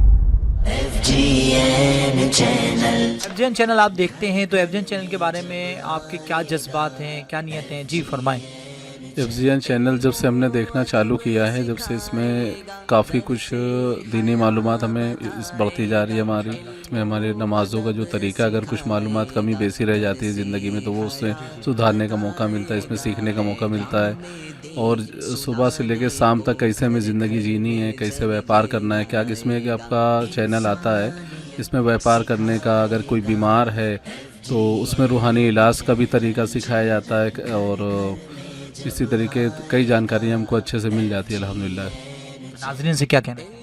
ناظرین سے کہنا چاہیں گے کہ اب ہمارا جو وقت ہے ایک تو کم ٹائم ہوتا ہے، یا جائے تو فالتو کی ریل وغیرہ میں ہم اپنا ٹائم جسے گواتے ہیں، تو اس سے اچھا کہ ہم اپنا کچھ دین بھی سیکھیں جو دنیا اور آخرت میں دونوں کام آئے ہمارے. FGN چینل دیکھتے رہیے. FGN چینل دیکھتے رہیے. FGN چینل آپ دیکھتے ہیں تو FGN چینل دیکھنے سے آپ کو کیا اس سے سیکھنے کو ملا، آپ کے جذبات کیا ہیں؟ جی بتائیں. بہت کچھ ملا، ہر چیز ملی. جیسے آپ نماز کا اگر مسئلہ لینا چاہیں تو نماز آپ اس سے سیکھ سکتے ہیں ماشاءاللہ. تو ہمیں الحمدللہ نماز کی بھی بہت سی چیزیں ہمیں اس سے سیکھنے کی ملی. اور صدقہ کرنے کا الحمدللہ آدمی ذہن بناتا ہے کہاں کریں. الحمدللہ FGN چینل کے صدقے ہمیں پتہ چلا کہ ہمیں صدقہ اپنا کہاں صدقہ زکوٰۃ ماشاءاللہ سب چیز نکالنا بھی ماشاءاللہ اور دینا بھی کہاں پر ہمیں. اس طرح تو بہت سی چیزیں ماشاءاللہ. کہ کیا نیت ہے، آپ ناظرین سے کیا کہنا چاہیں گے؟ ہم تو ماشاءاللہ ناظرین سے یہی کہنا چاہیں گے کہ آپ بھی اپنا دنیا اور آخرت کی بھلائی چاہتے ہیں تو FGN چینل ماشاءاللہ دیکھتے رہیے. اس سے ماشاءاللہ اس سے آپ کو دنیا اور آخرت دونوں میں کام آنے والی چیز ہے FGN چینل. FGN چینل آپ دیکھتے ہیں، FGN چینل کے بارے میں آپ کیا کہنا چاہیں گے؟ الحمدللہ بہت اچھا چینل ہے FGN چینل جو ہے، اور اس کو دیکھ کے ہمارے یہاں جو ہے دینداری بڑھی اور بچے بھی نمازی بھی ہو گئے. اور اس کو جو بھی دیکھے گا الحمدللہ وہ بھی اس کا جو فائدہ لے گا. FGN چینل جو ہے سب کو دیکھنا چاہیے. FGN چینل کے ناظرین اس وقت میں موجود ہوں جھری مری جو ممبئی کا ایک علاقہ ہے، وہاں پر فیضان تاج الشریعہ میں. اور ماشاءاللہ اسلامی بھائی FGN چینل بھی دیکھتے ہیں تو ان کے کچھ تاثرات ہیں، آئیے آپ کو ان کے تاثرات سناتے ہیں. FGN چینل آپ دیکھتے ہیں؟ کون سا پروگرام دیکھتے ہیں؟ ایک نئی صبح دیکھتے ہیں. ہمارے گھر کا آغاز قرآن پاک کی تلاوت سے ہوتا ہے. کیا بات ہے. بہت سی چیز ہمارے کو سیکھنے ملتی ہے. کیا بات ہے. اس کے بعد مدنی قاعدہ بھی سکھایا جاتا ہے. جی ہمارے گھر کا ایک بہترین انداز میں مدنی ماحول بنتے جاتا ہے. کیا بات ہے. انڈیا کا اس سے بہترین چینل ٹی وی پہ کوئی بھی نہیں ہے ماشاءاللہ. تو FGN کے ناظرین آپ نے سنا کہ آپ اگر گھر میں اچھا ماحول، دینی ماحول بنانا چاہتے ہیں، اصلاح چاہتے ہیں اپنے گھر والوں کی، تو FGN چینل آپ خود بھی دیکھیں اور دوسروں کو بھی FGN چینل دیکھنے کی دعوت دیجیے. FGN چینل دیکھتے رہیں. کیا بات، کیا بات. یہ ناظرین یہ ہے FGN چینل کے جو اس طرح کی مثبت تبدیلیاں معاشرے میں دے رہا ہے. اچھا کچھ لوگ ہیں جو ہمارے سامنے یہ ریکارڈ کروا لیتے ہیں. میں نے پروموشن کی اسلامی بھائیوں سے پوچھا تھا کہ اور فیڈ بیک ملے تو کہہ رہے تھے کہ کئی سارے لوگ دیکھتے ہیں لیکن وہ ریکارڈ نہیں کروا پاتے.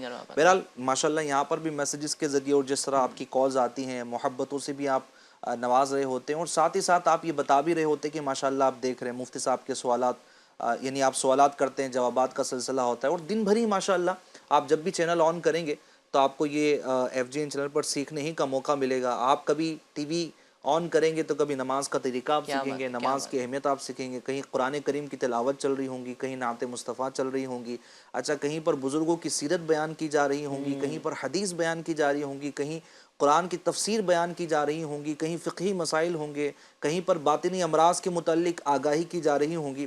تو ماشاءاللہ یہ پورا ایک سمجھے کہ ایک معجون مرکب ہے جو ہمارے ظاہر اور ہمارے باطن کو سنوار رہا ہوتا ہے. تو FGN چینل دیکھنا ہے، اور ساتھ ہی ساتھ جتنے مجھے دیکھنے والے ہیں آپ سے میں ریکویسٹ بھی کروں گا کہ آپ اپنے فیڈ بیک بھی دیجئے.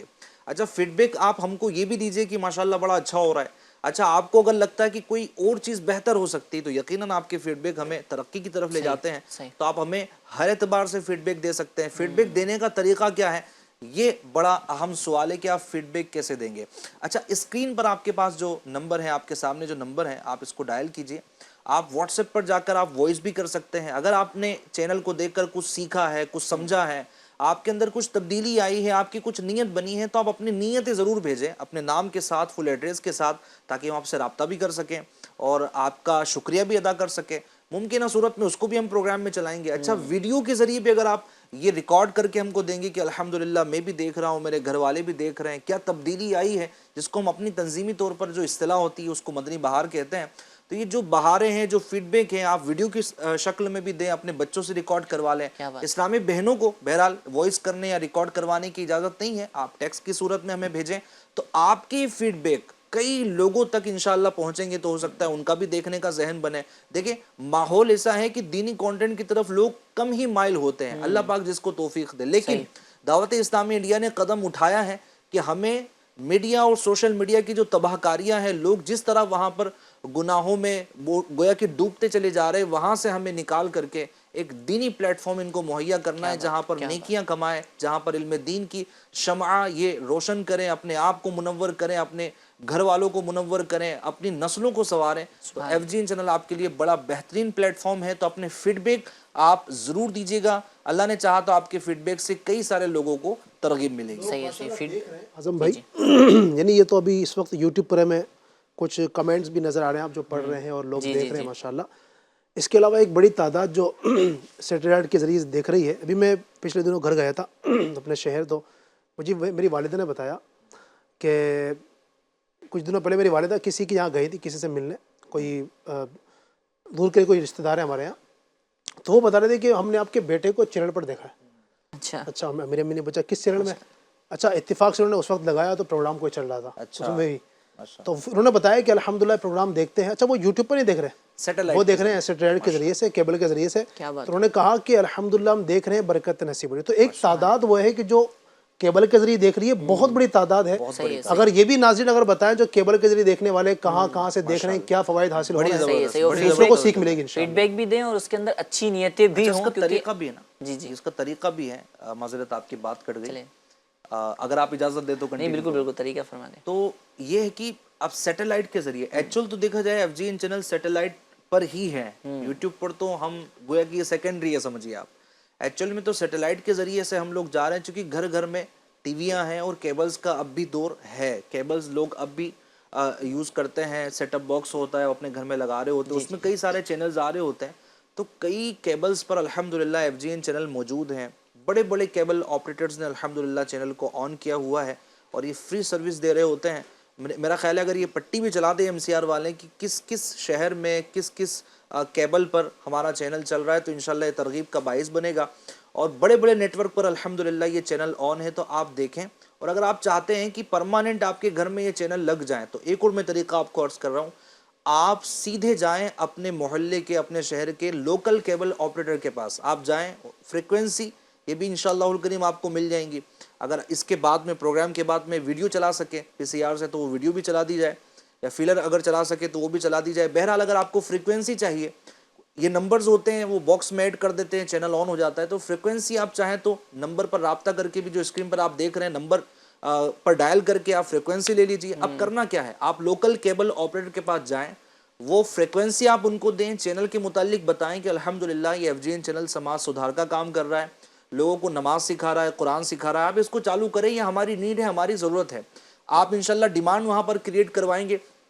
اللہ نے چاہا اگر چینل وہاں آن ہو گیا آپ کی برکت سے, تو اس محلے کے, اس شہر کے ہزاروں گھروں میں آپ کے ذریعے سے FGN چینل داخل ہو سکتا ہے.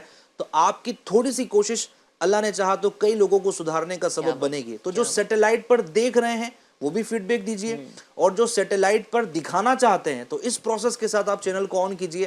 اللہ نے چاہا تو اس کا ثواب آپ کو ضرور ملے گا. مزید اگر آپ کچھ جاننا چاہتے ہیں کہ اور کیا پروسیس ہو سکتی ہے, میں اور کیا کر سکتا ہوں, میں اس چینل کو پروموٹ کرنے کے لیے اپنا یہ حصہ ادا کر سکتا ہوں. کئی لوگ مارکیٹنگ فیلڈ سے ہوتے ہیں, کئی لوگ ڈیجیٹل مارکیٹنگ کر رہے ہوتے ہیں. اگر یہ ہم سے کنیکٹ ہونا چاہتے ہیں, یہ چاہتے ہیں کہ ہم بھی خدمت کریں, ہم بھی اس کو پروموٹ کریں, تو بالکل آپ کے لیے ڈور اوپن ہے.